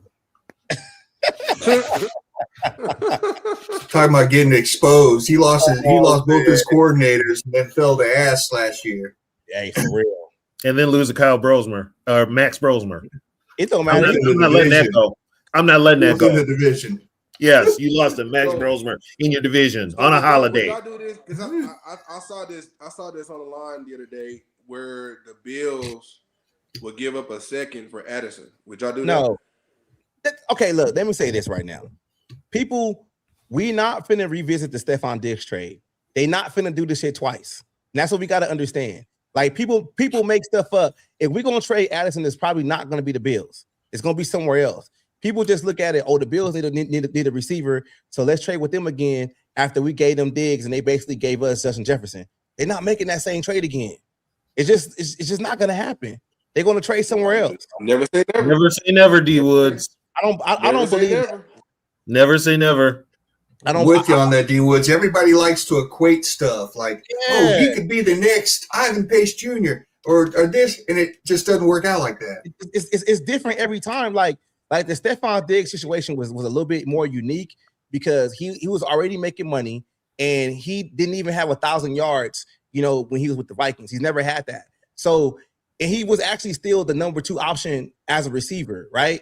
So even though that kind of like it's kind of meshes with Addison, like Diggs showed you that when he went, to the Bills, didn't he have like 1,600 yards that first year? Yeah.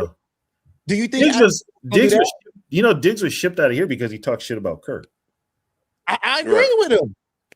I agree with him. Out of here. Hey, and he played in the Super Bowl tomorrow. Yeah. I mean, but not for the Bills. Think about it though. He playing the Super Bowl tomorrow, and people be like, "Oh, Diggs a diva." Like Diggs is smart. He got the fuck out of Minnesota before the shit blew up. Went to a team that contended to the playoffs for multiple years. The only bad thing that happened to him is he went to another team in Houston and got hurt. But look at him now, back in the Super Bowl.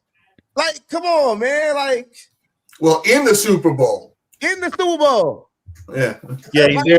He is there as a player now. He's playing in the Super Bowl. He ain't visiting. As the number 1 receiver. Like, shout out to Stephon Diggs. But they're not trading Addison there, man. I don't think so. I don't think they're trading Addison anyway. Be surprised.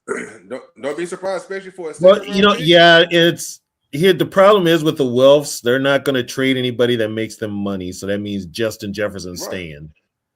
But everybody else is expendable. So they'll trade Addison before they trade Justin. But I trade Justin. He's already. I guarantee they want to keep Naylor because Naylor a little bit more productive because Naylor is. Oh my God! Can we not do this today? And for a fact that I'm just saying, I'm just looking at the facts and stuff. Let me ask you this: do you think Jalen Naylor is going to be a positive number 2 on anybody's team? From what if you give an opportunity, he can be. You said everybody said the same shit about KJ Osborne. Look what happened when he became a number 2. Motherfuckers start dropping footballs. I think you let Naylor go. Whatever happens with Naylor, let him go. You still got Addison, and then you hope Keenan McCardell can develop Ty Felton to be the 3rd. That's what you do. That's simple. So your key word there, D Woods, is develop. But I believe in Keenan McCardell. I think the key word was hope. Hope.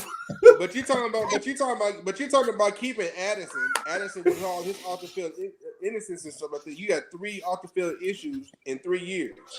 I'm cool with that. Like, he didn't really do nothing though. He didn't really do nothing though. They got thrown out of court. Yeah, the 3rd one got thrown. The 3rd one got tossed. It was overreaction. But the thing is, you're still putting yourself in those kind of predicament though. But as a That's the whole franchise, thing, though. You still put yourself in those kind you of can use predicament. that as actually getting them for the You know cheap. what though? Let's pump. You know what though? We don't know about Justin. Jefferson out there fucking knocking up models and shit like that. We don't know what the hell he doing. All his fraternities. He following that Diggs model. Yeah. We thought Diggs was bad. Jefferson got all Yeah. the suits. Jefferson's like Diggs Jr. when it comes to that. You know, Justin But Jefferson did say he idolized Tyreek Hill, and now he's showing At it. some point, you gotta hold a man accountable for his own actions. Though. Yeah, you can, and that's why you use it against him. You're not a kid no more. Nobody gotta be able to hold hand and say, "Hey." Okay, can we start? When it comes to holding people accountable, can we start holding the head coach accountable? No. Oh yeah, most definitely. No. That right there. But I'm just saying, when it comes to Addison, yeah, he got the off the field issues, but teams probably look at it like this though, right? I can use that as a bargaining chip when it's negotiating a contract. I can put language in there to where if he messes up again, we don't have to pay him that much. I don't have to pay him that top receiver contract right now because hey, he's been in too much trouble. The Vikings might think about like that, like dang, we might have him as a discount now because he messed up so much. And with that, and what a lot of people don't realize, when you're young like that and you got all that money, yeah, it happens. It happens. But I'm just saying though, I don't see Naylor as a true number 2. I don't see that in him. I think Addison has. You know what? I don't. Naylor's had games where he looked like he was that guy, but then he's had games where he's like, where the fuck is he? He's dropping everything. Just like KJ Osborne. It was KJ Osborne. But you got to understand that, Tony, when you're the number 3 option and you got somebody like Addison and Naylor, I mean, not Addison, like Jefferson and Naylor on the outside that's commanding multiple coverage and everybody's attention, you the third receiver, you should be open catching passes down the field. Here's another thing too. It's a problem. So here's the thing. We got as Viking fans, we got on Kirk, we got on Josh, we got on Nick, we got on Sam, we got on Carson, we got on JJ for holding the ball too long. Did anybody ever stop to think that the way that the plays are drawn up by KOC is the reason they're holding the ball too damn long? I've been saying that for the longest, man. That's why the offensive linemen look so bad, because they hold on to the ball too long. They ask the linemen. Can I get a 3-step drop? Can I get one 3-step drop? Can I get one? Wait. Fish, I'm glad you said that, because when T first came on, we explained that to him.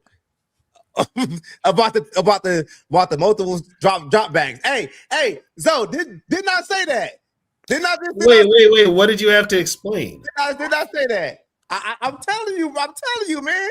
Like I didn't text Fish to come on and repeat what I said. He just came on and said that.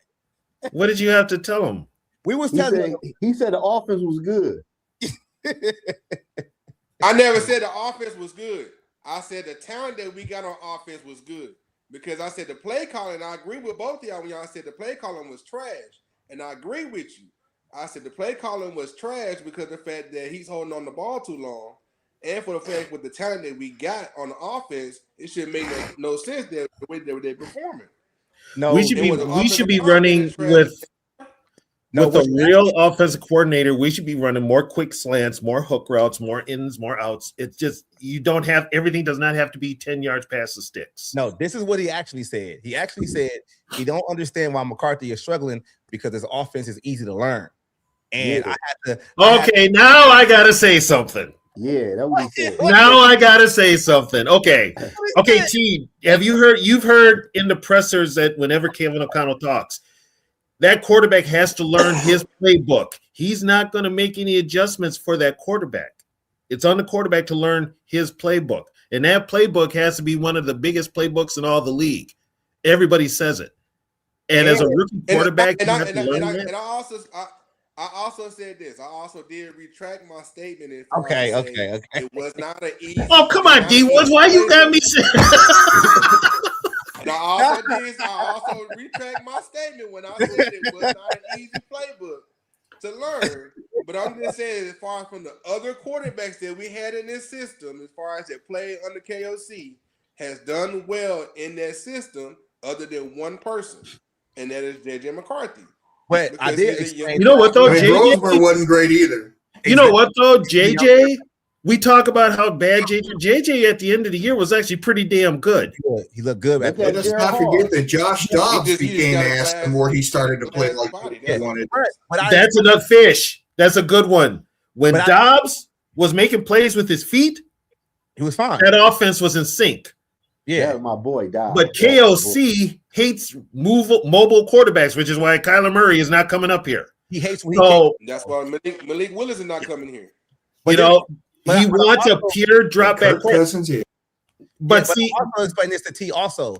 And I told him about the headset situation where Kevin O'Connell was talking in the headset and he's basically telling the quarterbacks when and where to go at multiple times. So that's why, the offense looks bad because he's telling these young quarterbacks, hey, this guy's open. When you get to this step, do this.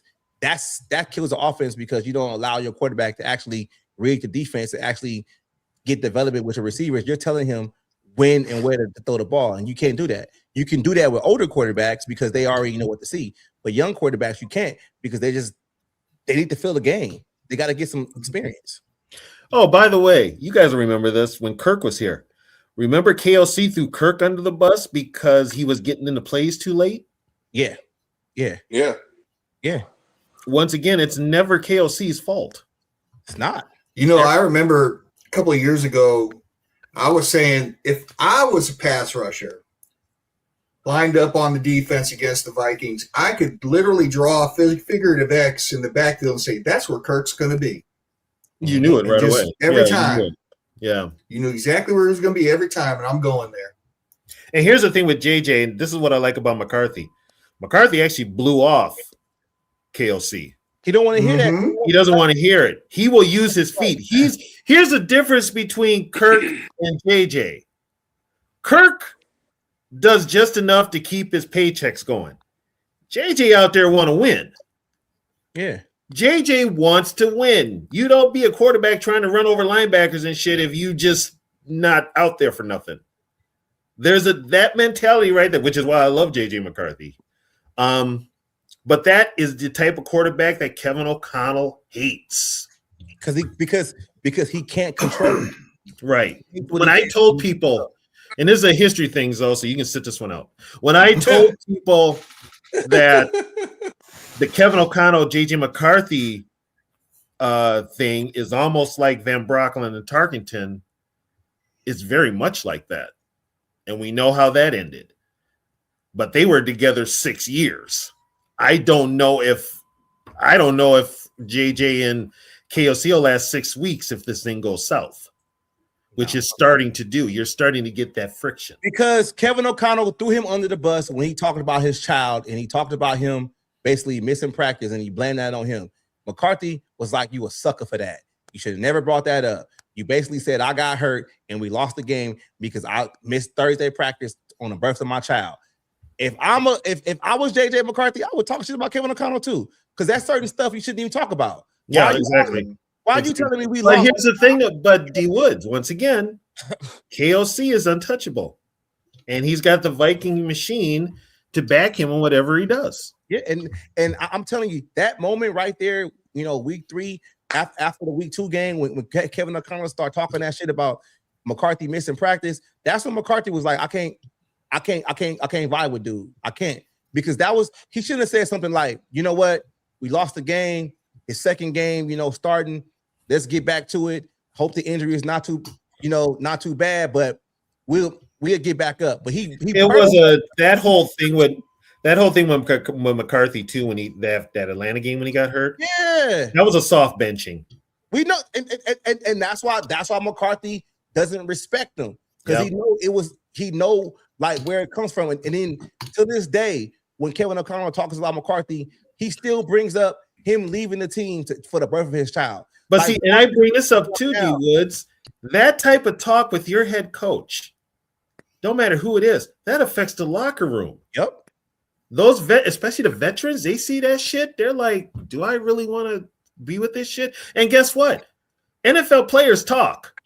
They're all they're all connected. So guess what? When you got free agents, they're talking about Minnesota. There's going to be some people in Minnesota like, pump the brakes.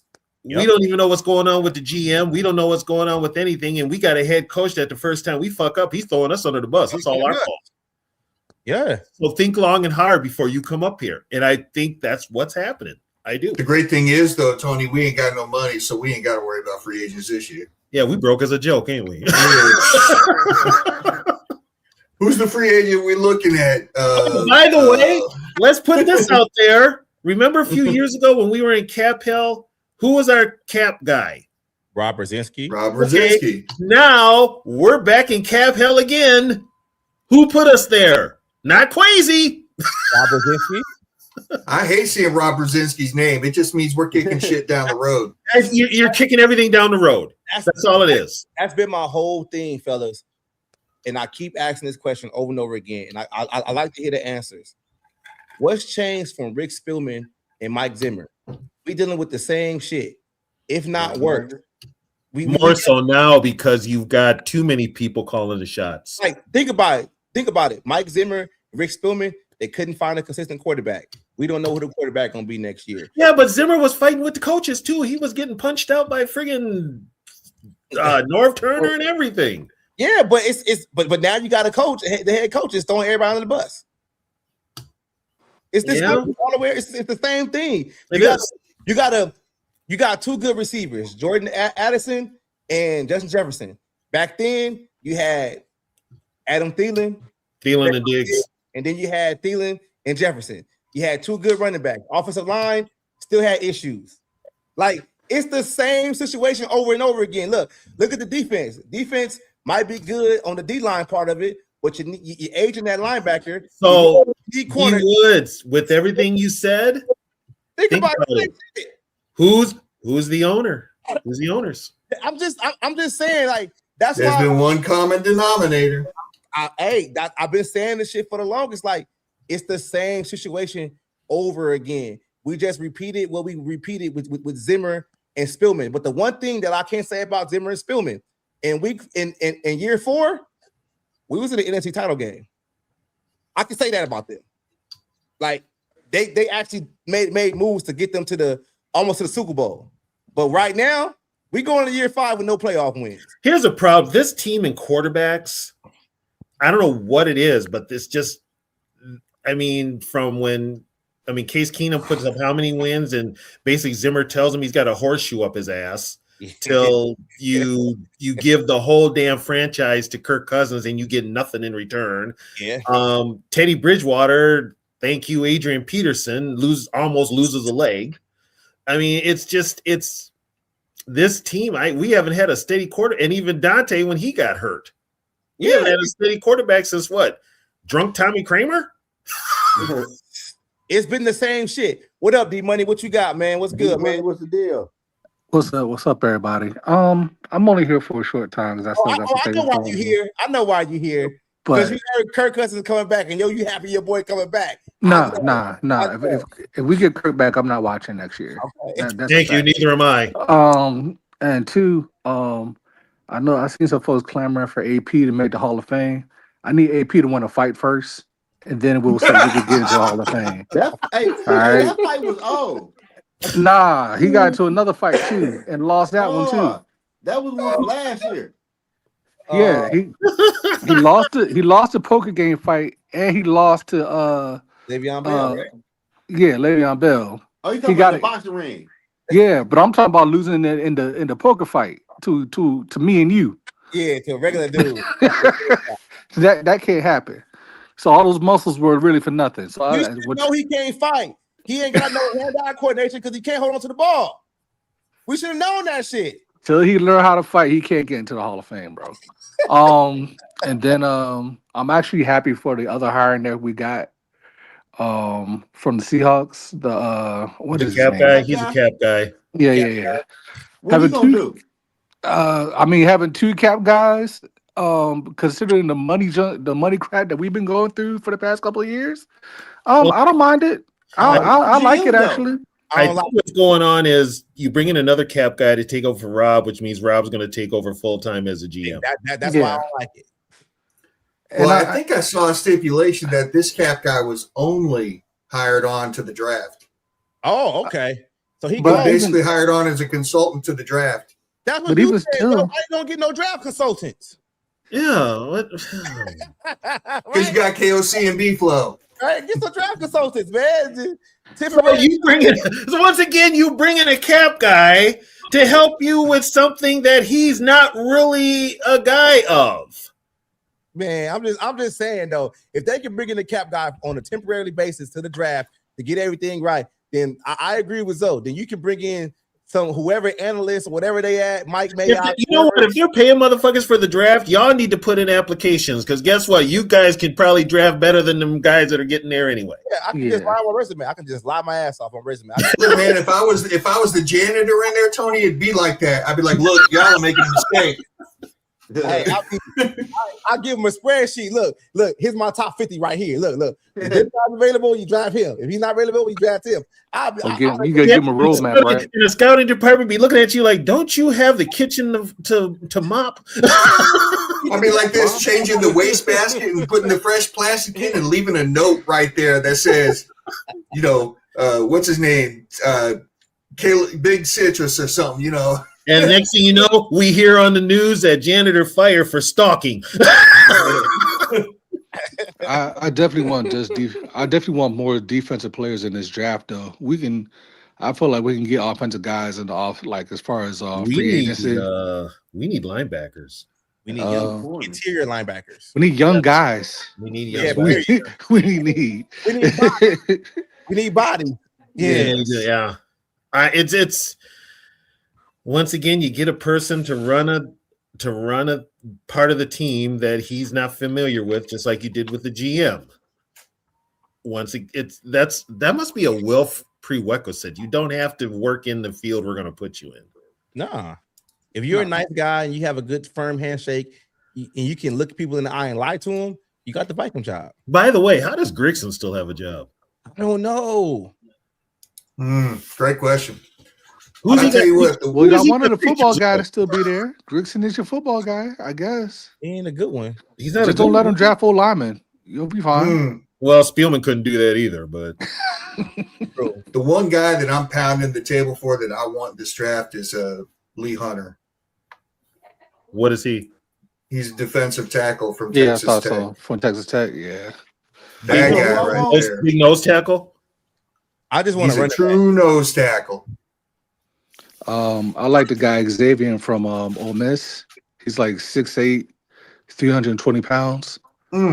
Okay, so you guys do know that with KOC and calling the shots, we're probably drafting a wide receiver. In the first round? Yep. The good news is Hunter is a projected the good news is rounder, it's a lot of good wide receivers. I mean, that's a good thing. So Tony, you telling me I'm not gonna get a running back this year again? I'm sorry, D Woods. You're not getting a running back. That means Addison's D Woods, please give me Emmett Johnson. That means Addison's getting traded if that's gonna be the case. So, and I'm still the whole dynamics of the whole offensive thing with Smith and KLC is going to be something we're going to have to keep an eye on. Why didn't you mention Wes Phillips' name, Tony? Did they fight, Tony? Could we have a zero situation all over again? Why didn't I mention first of all, whose name didn't I mention? The guy that gets Wes Phillips. Why didn't you mention his name? Oh, the coffee and donuts guy? He still has a job on Mondays. Go get the coffee and donuts. I know. As the new janitor, I'll be reporting to him. But I mean, because Smith likes to run the ball. Yeah. KLC hates running the ball. I don't think we're getting Jalen Naylor back either. I don't care. I'm fine with that. I'm fine with that. I mean, they're gonna get a wide receiver. That'll be the reasons. They're not getting Jalen Naylor back, and they're probably gonna trade Addison for like a second or third. Somebody will overpay for they'll overpay for Naylor. Yeah, we should. Good for him. You can probably swindle somebody big time for Addison. Our cousins, the Texans. Have you seen their wide receivers over there? They can't stay healthy. All broke legs. Yeah, now watch. We trade for one of them. all I really want is a explosive running back, man. That'll make me happy. Oh, well, Jeremiah Love said he wants to come here. He runs the ball he gets good yards. The first time he gets stopped at the line, then KLC goes back to throwing 20 times. We don't see him again. Yeah. Jeremiah Love said he would love to come here, but I would love for him to come here. I would like Jadarian Price too. Emmett Johnson. I just want them to get a good. I wouldn't mind getting Singleton like in the third. Yeah, he broke his foot. We can get him too. Let me tell you, that Kentucky kid McGowan, he run angry. McGowan too. Like just one of them. Just give me one running back. I wanted it last. And now that you said that, D Woods, you will get none and be happy. We're gonna get a 7th rounder, or no, a UDFA. Oh man, get a real running back, man. You are going to get best. You are going to get best player available on our board, which doesn't exist. Y'all like to play craps? Because I mean, we've been winning on the craps board with the UDFAs. I don't know if it's going to be like that this year though. Quasi's not here anymore. Yeah, Quasi's not here. Believe it or not, guys, Quasi had a lot of pull with getting some players in here. He did. What happens now? I don't know what's going to happen now because I don't know. You better not ever give that man credit again, Tony. He is the reason for every bad thing that happened to this team. Wait a minute. I never gave him credit for anything. Well, I mean, y'all better hope KOC can get that $1 million smile and that, think about Quasi's a reason. $25,000 chin that he got, and get everybody to come in to try to get everybody to come to us. You know, we got to do a lot of restructuring too. We have to restructure Fries too. That has to happen. Fries sucks. Well, Kelly's gonna. I would think Kelly's gonna retire. So you're gonna need a center. Watch he come back. Watch he come back. Don't say that, D Wood. D Woods, don't say that. Oh my gosh, D. D, don't say that.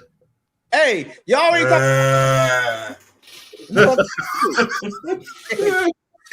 we gonna get the band together. Everybody coming back. Everybody old and broke up coming back. Yeah, we're gonna run it back. We're gonna run it back. We're gonna run it back. The reason why the Vikings lost on the field because of Quasi. So we're gonna run everything back. Oh, that's right. It's Quasi's fault. Okay. Yeah, we're gonna run it back, man. Watch him come back. Watch Ryan Kelly come back, and he gonna be out again. You say we need linebackers. We need these tackles too, but I feel like we need to bring. We need to. The thing is, though, I mean, we need everything. You would think that Brian Flores would draft more linebackers, but he doesn't because he said he wants a pass rusher this year. He wants a big guy. He got a pass rusher for fucking Dallas Turner. He's got Turner and Van Ginkel, and then I think I'm sure. I mean, he wants one of the big guys, man. He wants somebody. We don't get to have that. We need fucking corners. We need safeties. We need a running back. He wants that inside pass rush. That's fuck that. He don't need to be making no decisions. Take your ass over there and go sit in the corner and develop the fucking defense, man. Don't worry about D. Calm down. Calm down. Everybody asking for too much shit. No, our corner luck. I ain't gonna lie to you right now. Since Zimmer's been gone, I don't trust our corner luck either. I do. Who have we drafted in the past 5-6 years that have been good at corner? I like that. I like that dude we brought in from Pittsburgh. He developed players.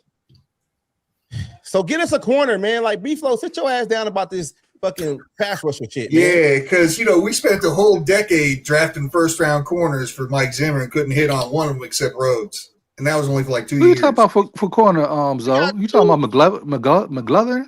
We got Trey Waynes too. Trey Waynes was the coach. The coach. And Trey Waynes actually would hit you. Yeah, Trey Waynes was solid. Yeah, Trey Waynes would actually hit you. The last great one we had was Xavier Rhodes. That was the last great. But Trey was a guy on the other side. Both Rhodes and Waynes were physical corners. We haven't had physical corners since then. And Trey was fast too. Trey, he had good comeback speed. He was fast. Trey was fast and still got burnt. So I don't understand. He wasn't bad though. Nobody got burned as much as Newman. So I mean, Newman was old. He was. You better not besmirch that man's name. That man was 65 years old, and he was still coming back and playing for us. he was done. Terrence Newman was done when he was over with us. I remember, dude. I'd see an article. Terrence Newman. Hey, that is. He was our DB coach, right? Slaughter. And he'd go get in the gym and see if he could still do it. And they come out and start playing. Yeah. Oh, I loved it. James Slaughter would be good at center. Problem is he has a messed up injury thing with him too. He's not punch drunk, is he? Nah. 17 defense was nasty, man. Soft tissue, hamstrings, knee issues. Yeah. Fellas, it was good talking to you. I'm gonna head on out. See you, man. All right, Fish. Oh, fellas. What up, Bob? Swede, what's going on? Hey, y'all know who I wanted the safety spot though? Who? Emmanuel McNeil Warren from Toledo. Toledo. Yeah. I can see that. Yeah, I like him So too. that makes sense. Yeah. I like him too. I could see that. That boy. Where you think we think we'll get him at though? Second Round. Second. I can see this happening if KOC and B-Flow are working the draft. KOC is going to get that first pick. B-Flow is going to get that second pick. So No, what y'all want the first round of offense? this is not musical chairs. This is not you pick, I pick type shit. No, you pick the best player available. I'm not making the rule. That's exactly what it's going to be, though. It's fucking dumb, man. Right here, you pick, I pick, you pick. Exactly I know. what it be. Fuck that. The Give me Wolves the don't. player The available. Wolves don't want conflict. That's what happens, D, when you don't have anybody truly in charge. The Wolves don't. Come on, man. The Like, Wolves Right. don't want conflict, bro. That's Thank why we don't have. Tell him, Jimmy. D-Money. Tell him. That's why we don't have Jimmy here, dog. We don't want no conflict. We don't want no Right. fights. We want everybody to get along Right. together. So Man. you pick, and then you pick, and then you pick, and then you pick, and then everybody's And happy. LC going to make that first option. that's dumb. B-Flow going to make the second Does option. the Wilkes have kids? Because I got 2 kids, and they got a big age gap. And I tell them straight up, look, what she do? Because she 18. You can't do that. So give What her. relation is Mark Wilf to Ziggy? That's his brother, right? Yeah, they're brothers. All right. Is it his half brother though? It's just one don't like to talk, and then the No, other they one feel talks too much. And the other one talks too much. So T, who you want in the draft? T, who you want in the draft? I mean, I really ain't following nobody in college like that. I mean, I'm kind of looking at your boy from Get up there. your other running back from Notre Darius Dame. Price? Yeah, Price, but I don't think he's worthy of a first round pick. But Now you can give him in the second or I third. mean, I don't know. I mean, they've been leaking us with the dude from Toledo, the little corner from Toledo. So I'm like, I gotta do some research on him. We could get a corner. I mean, it's but right now with KOC in charge, he can't help himself. He's got the power now. So Yeah, I he's ain't gonna gonna lie. make this draft I build go up his receiver, that offense. motherfucker. You go receiver? He's I'm telling you, dude. I mean, there are a lot of good receivers. This is a receiver draft. Yeah, So- this is a deep draft for wide receivers. But I mean, KOC can't help himself. You know that. Mm-hmm. Cause look, D Woods, if we go receiver, we could team Everybody him up with JJ. We could get something for Addison. True. Especially if we can get the kid from Arizona State, which I doubt, but there's a shot that we could What get about him. Dog from Louisville?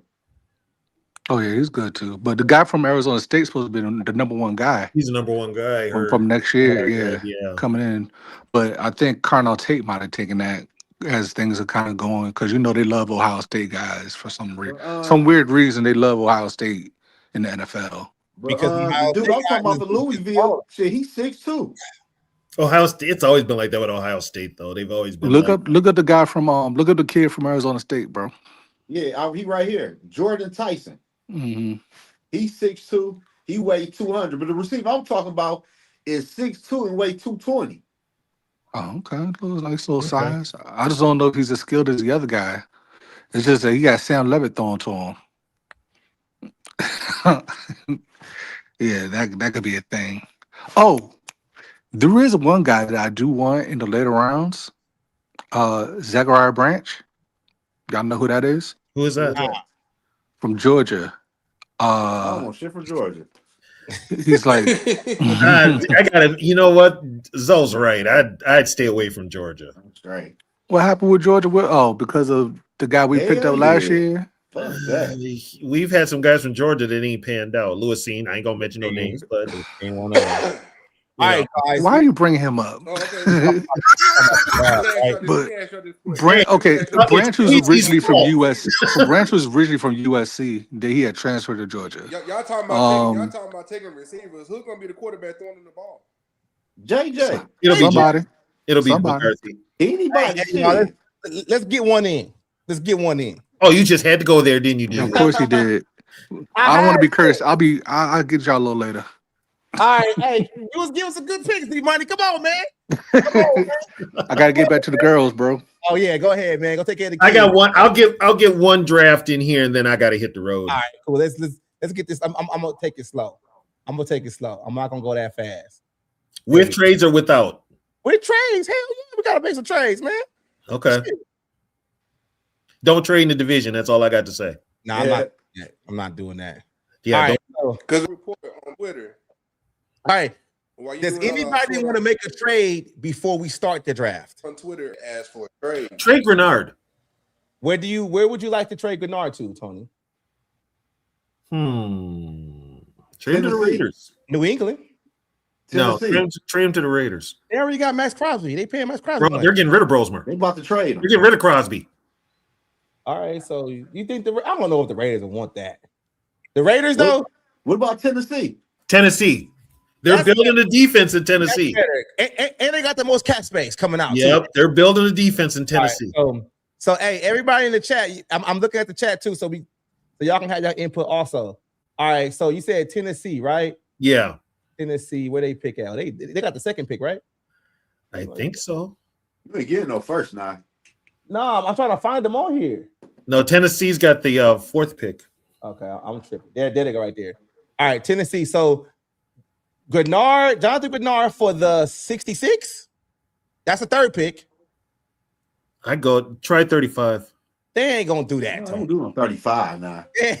You never know. Nah, man. Let's be realistic, y'all. Come on now. Okay, go for the third. Go for the third. And okay,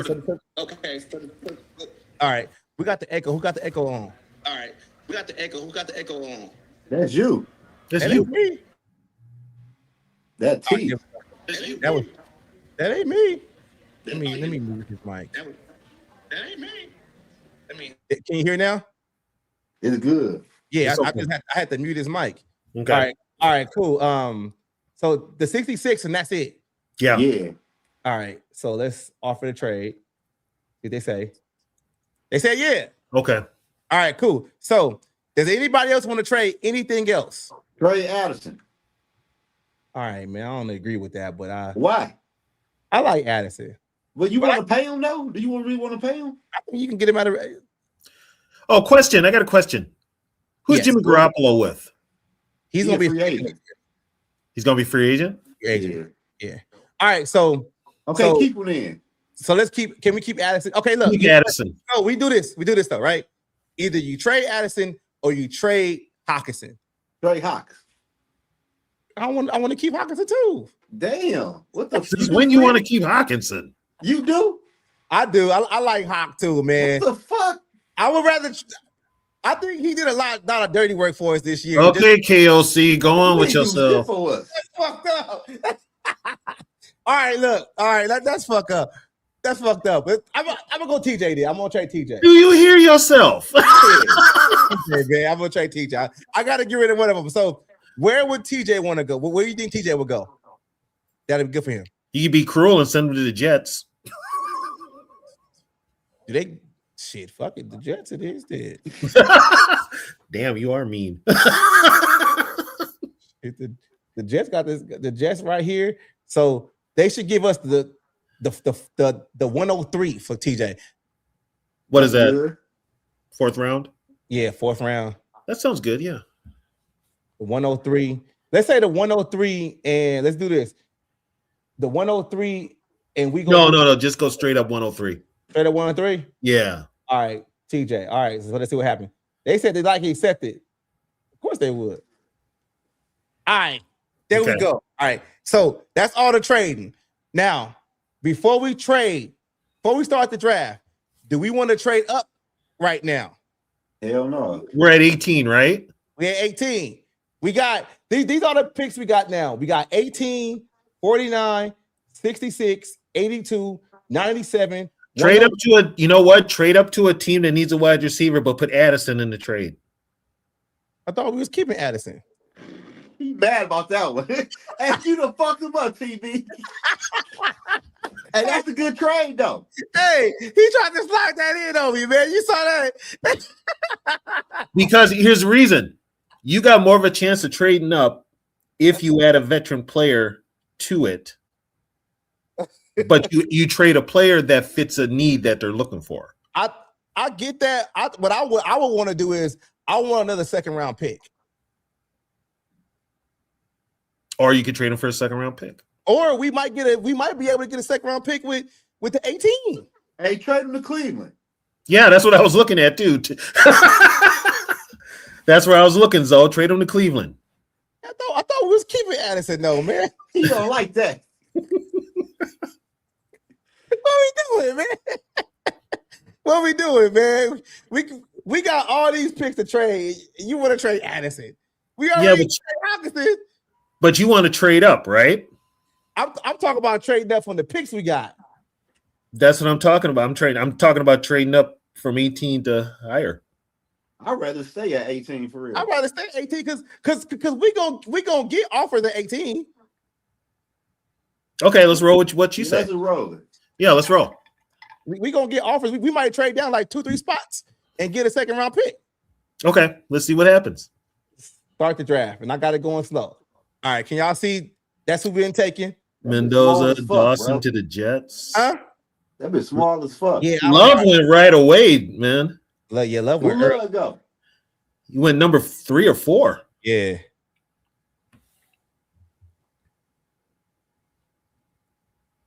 Caleb Banks went to the Jets. Okay, we're on the clock. So we're on the clock.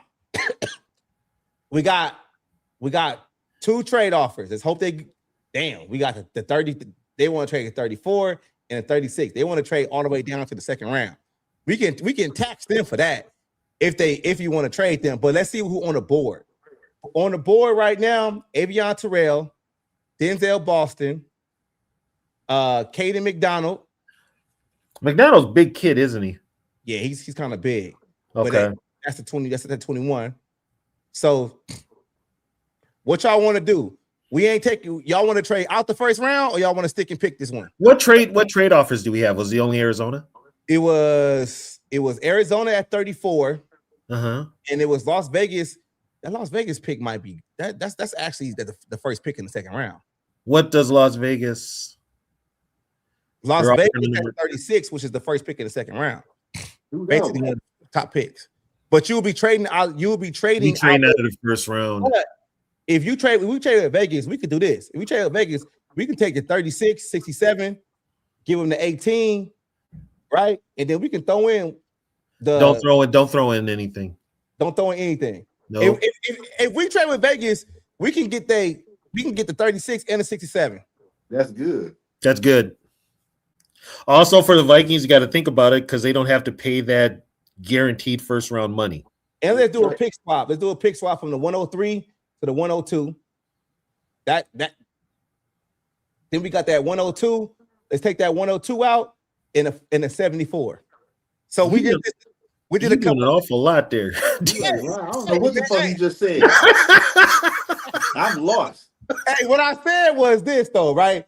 We're gonna trade the 18 for the 36, 67, and then we're gonna swap picks in the same round, which is the third round. We're gonna swap picks 102 for the 103, and in I think that's the fifth round. We're gonna swap another pick for the 74 and a 202. So we'll basically be moving up in the first round. And somebody said, young Cringe said, get a future first. Fuck it. They said no. They ain't doing that. They ain't gonna do that. You know what? Take some of our picks that you offered off the board and see what they say. They already said yeah to all this, Tony. Look at that shit.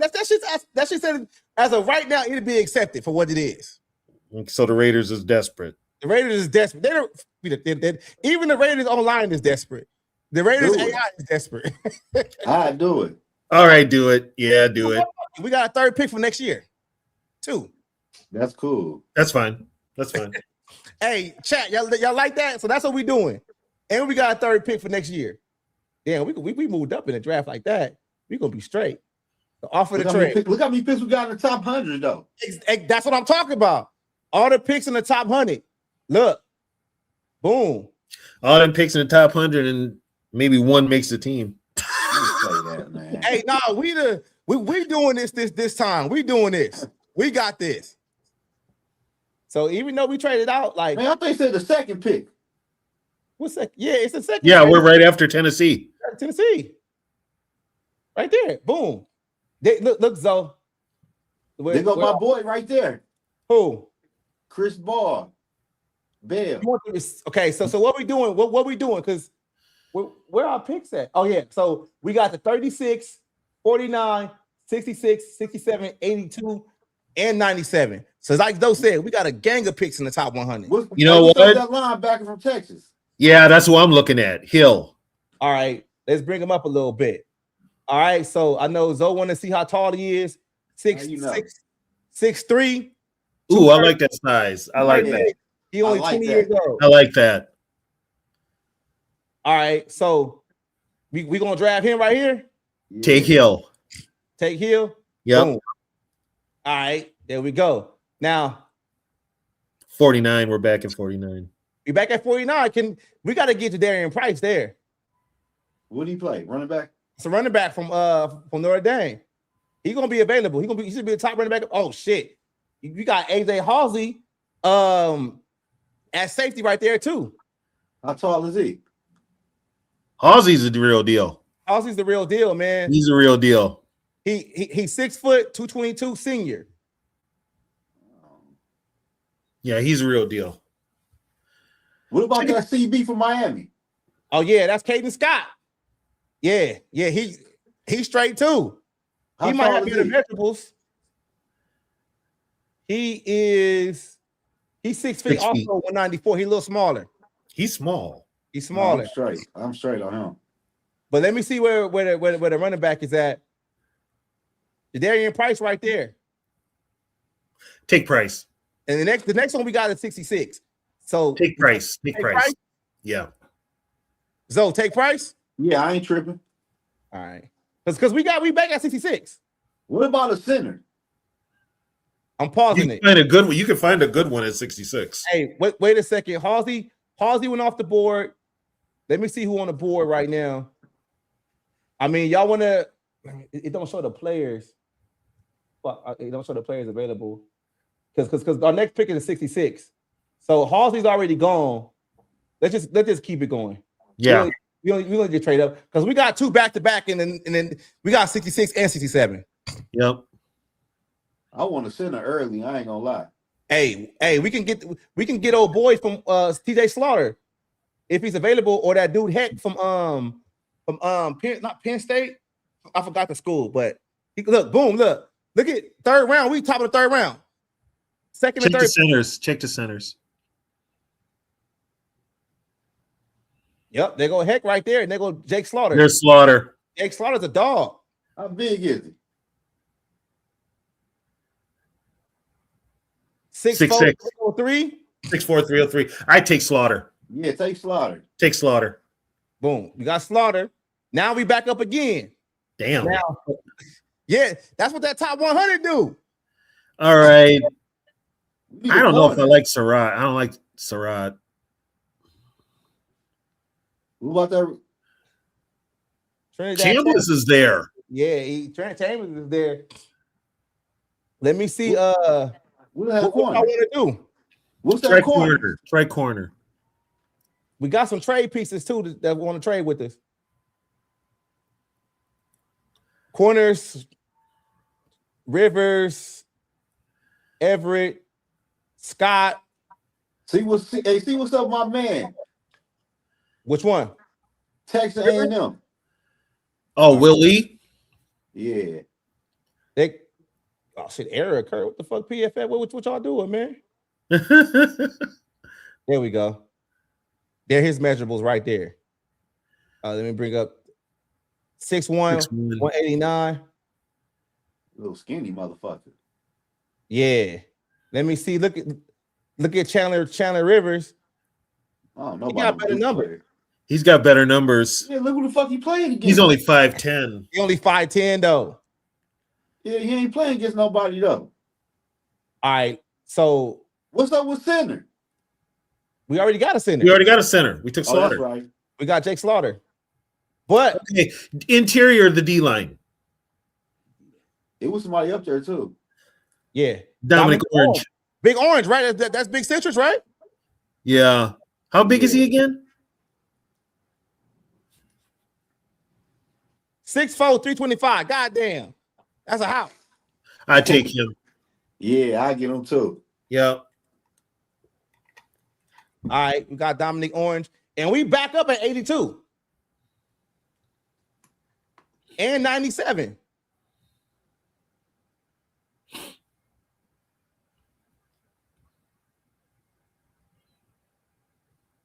What about O'Neal replacement? Yeah, we can A get tackle. We can get a tackle. Check Blake Miller real quick. Hey man, look at this. Emmett Johnson right there, y'all. Another running back, man. We can have running backs for the next 4-5 years, man. Yeah, we're gonna need 2 running backs, and I don't think Xavier Scott's gonna stay. Yeah, Emmett Johnson. You can just sit him down. Let me see if what's the name fall. Worst comes to worst, you return kicks. Yeah, look, you got Singleton too. We can get Singleton at 97. I like Emmett though. You like Emmett better? I'll take a tackle, man. All right, look, we got the 82 right now, 97, 102. So we can do some things. Wait a minute. What about that tight end from Texas? What about that tight end? Tight end right here. We're gonna need a tight end. A tight end. 6'4", 236. Yeah. You know what? Take him. We can take him. Yeah, we need a tight end. I ain't tripping. That might be a little too soon, but but look at his rank though. His rank was 71, and we're gonna get him at 82. That's where the value is at. Yeah, I'll get him. Yeah, let's take him. Yep. Boom, drafted tight end. Now the next one we got is at 97. So we got like 2 Texas dudes in the draft. And hey, we got a lot of picks, man, in the first 100 that should come in and play. Hey, did we get that tackle? Which one? Tackle. Oh. All right, look. So this is what we got so far. First pick in the second round because we traded down. We got Hill, the linebacker. We got Jadarian Prince at running back. We got Jake Slaughter at center. We got Dominic Orange at interior D-line. And then we got Jake Enders from Texas as a tight end. That's what we got right now. The picks that's left over right now, we got 97, 102, 161, 174. We still got a gang of picks left. We got a gang of picks. Man, we need some corners. Yeah, we didn't get a corner. All right, so let's see what the corners look like. These are the best players available right now. What's the best corner? Will Lee. Will Lee's back up there. Wait a minute. What about Xavier Scott? We got a Xavier Scott already. Yeah, the running back. The running back. That's weird. All right, so Xavier Scott right here. He doesn't look. His numbers don't look very good. He didn't play a lot. These are only the games, right? He only played 3 games. But he 5'11". Hell no. You're better off with Will Lee. Will Lee. Hey, go to corners. Go to corners. Shit. Is this that is a corner. We talking about the corners. No, I'm talking about the list. Oh, just bring him. Will Lee at the 102. At Will Lee might be good. What about my man from Texas? Check Muhammad. And we just doing a Texas draft, huh? Well, I watched a lot of Texas this year, so he's 6 feet. 188. I think we should go with Lee. I say, you know what? I'm leaving that call up to you guys. I'm cool with either Muhammad or Lee. I'm cool with either one. I think we should go with Lee. What about man? I don't know. Hey, so you know what? Fuck it. Let's go Lee at 97, and then the next one we go Muhammad at 102. Because we only got 5 picks between them. We can go corner. Take Lee, yeah. You get what I'm saying? Yep. Yeah. We can go corner. Let's take Lee.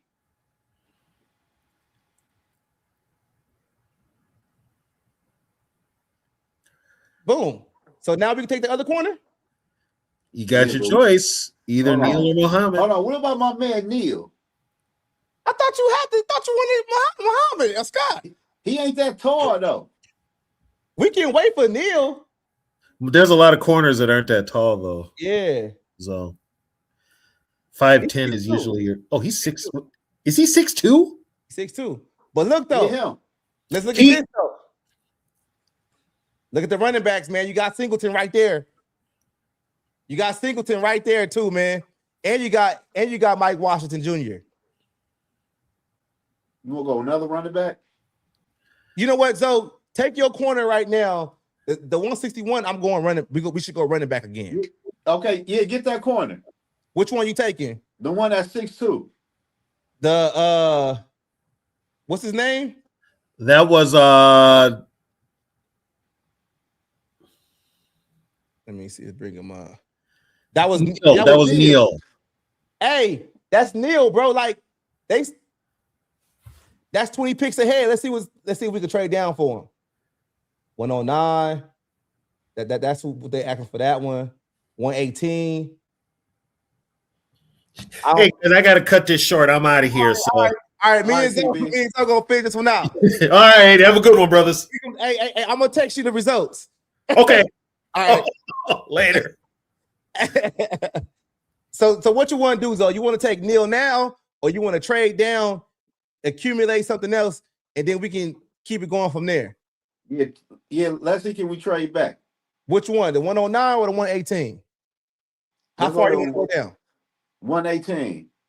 118. So we get in the 118. They take our 102, and let's get the 155 from them. And we give them the 161. And they kick in the 202. So we did a pick swap and we got an extra pick by trading down.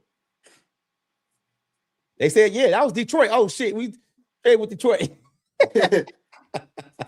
All right, so we should be able to get our the running back and the corners back to back. All right, we was doing the draft.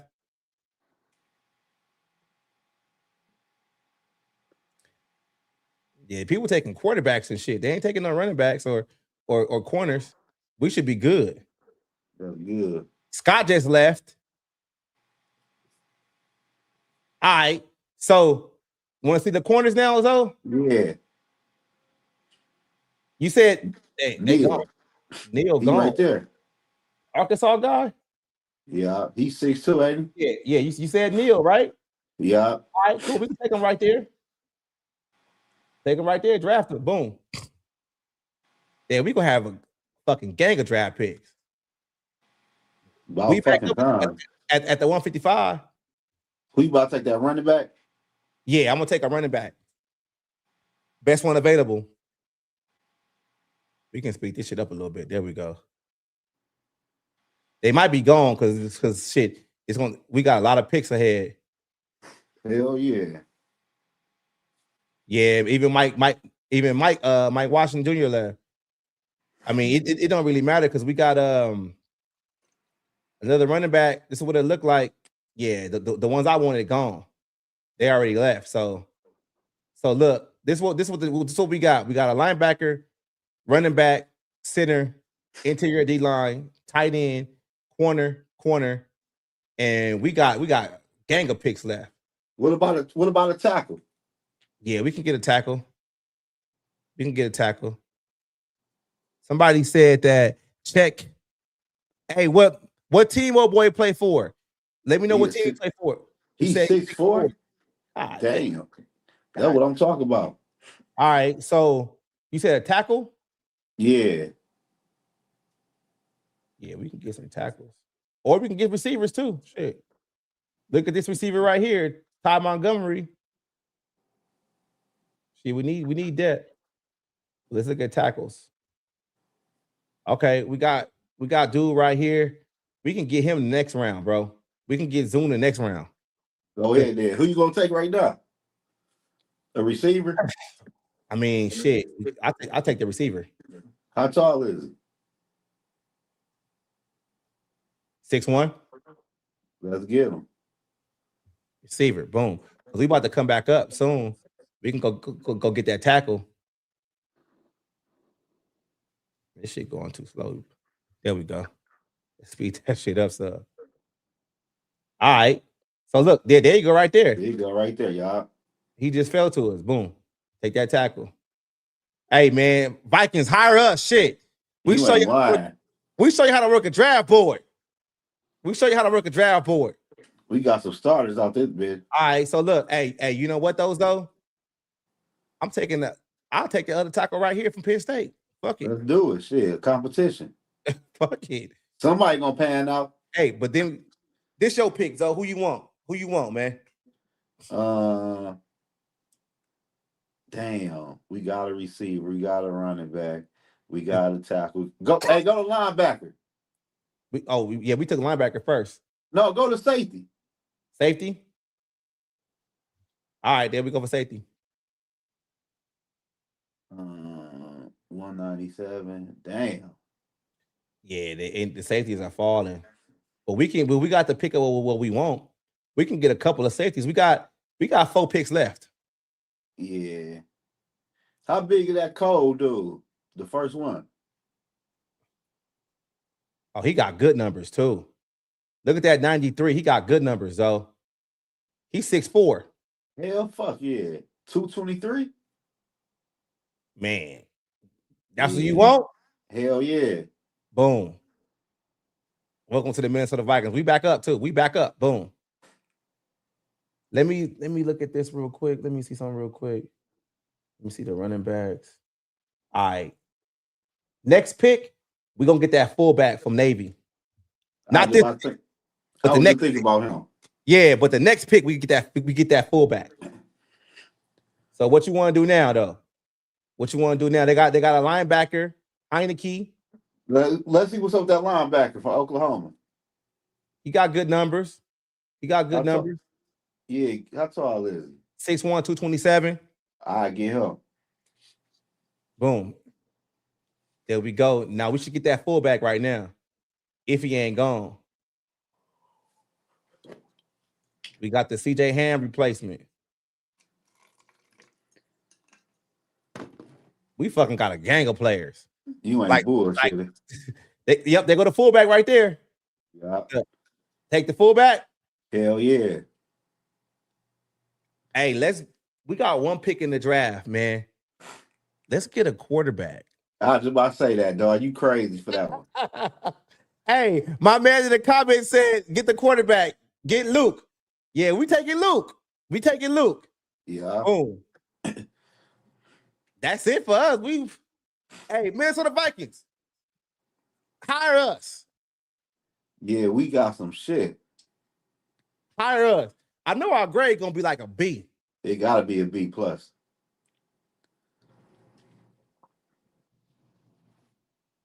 That shit taking a long time to grade, man. What the fuck? We got a lot of motherfuckers. All right. A B. Now look at this shit though. Look at that trade I pulled off, man. We got rid of the number 18 pick, the 103 and 102, and we got back a 3rd round for next year. Dropped down to the 36 to the 67 and a 102 and swapped the 74. That was our first one right there. Boom. Then look, we came back with a linebacker. Then we went running back. Then we traded. That's the Jonathan Bernard trade, whatever, right? Then we got a center. Yeah. Interior D tackle, a new tight end, a corner. Then we had these trades right here. Then we got another corner, a wide receiver, 2 tackles, a safety, linebacker, fullback, and a quarterback. We revamped the whole goddamn team, man. You ain't bullshitting. 1 draft. Hey, look at all the B's we got at the end, though. Look, for real. We killed that motherfucking shit. We redid the whole damn roster for real. I'm finna download that image right there, man. We killed that shit. We killed that. If they do some shit like this, man, the team will look crazy next year. Crazy. A lot of young players too. Crazy. Hey, it's a lot of young players, man. Look at that shit. You revamped. Even though right here we got 2 C's, but everything else is like a B. And we need a linebacker though, for real. Yeah, we got a straight up linebacker, another running back. Look at that center right there, man. That fucking shit is bomb. That center was a fucking must. For real. That shit was crazy. Man. So, hey though, man, thank you everybody for tuning in to us on this Saturday, man, right before the Super Bowl. We didn't get a chance to talk about the Super Bowl much because Viking content just fucking overshadowed the situation. But it was a good line today, man. Like, man, I ain't even tripping, man. We had a good time. Oh shit. The Cowboys just franchise tagged George Pickens. They did? Yep, they did right there. There. That's what's up. My boy Young Cringe said Anthony Hill is number 7 on his board. Hey, we're going to do more mock drafts in the offseason when it officially starts so we can get more familiar with the names and shit like that. But this one right here was kind of dope. Because the way we put a lot of needs and shit. Let's just hope the coaching staff can develop these players. But that's all we got for y'all, man. Thanks, Zoe, for coming in on Saturday, man. Much appreciated. But for sure. Let's get up out of here, man. Let me end this stream. All right.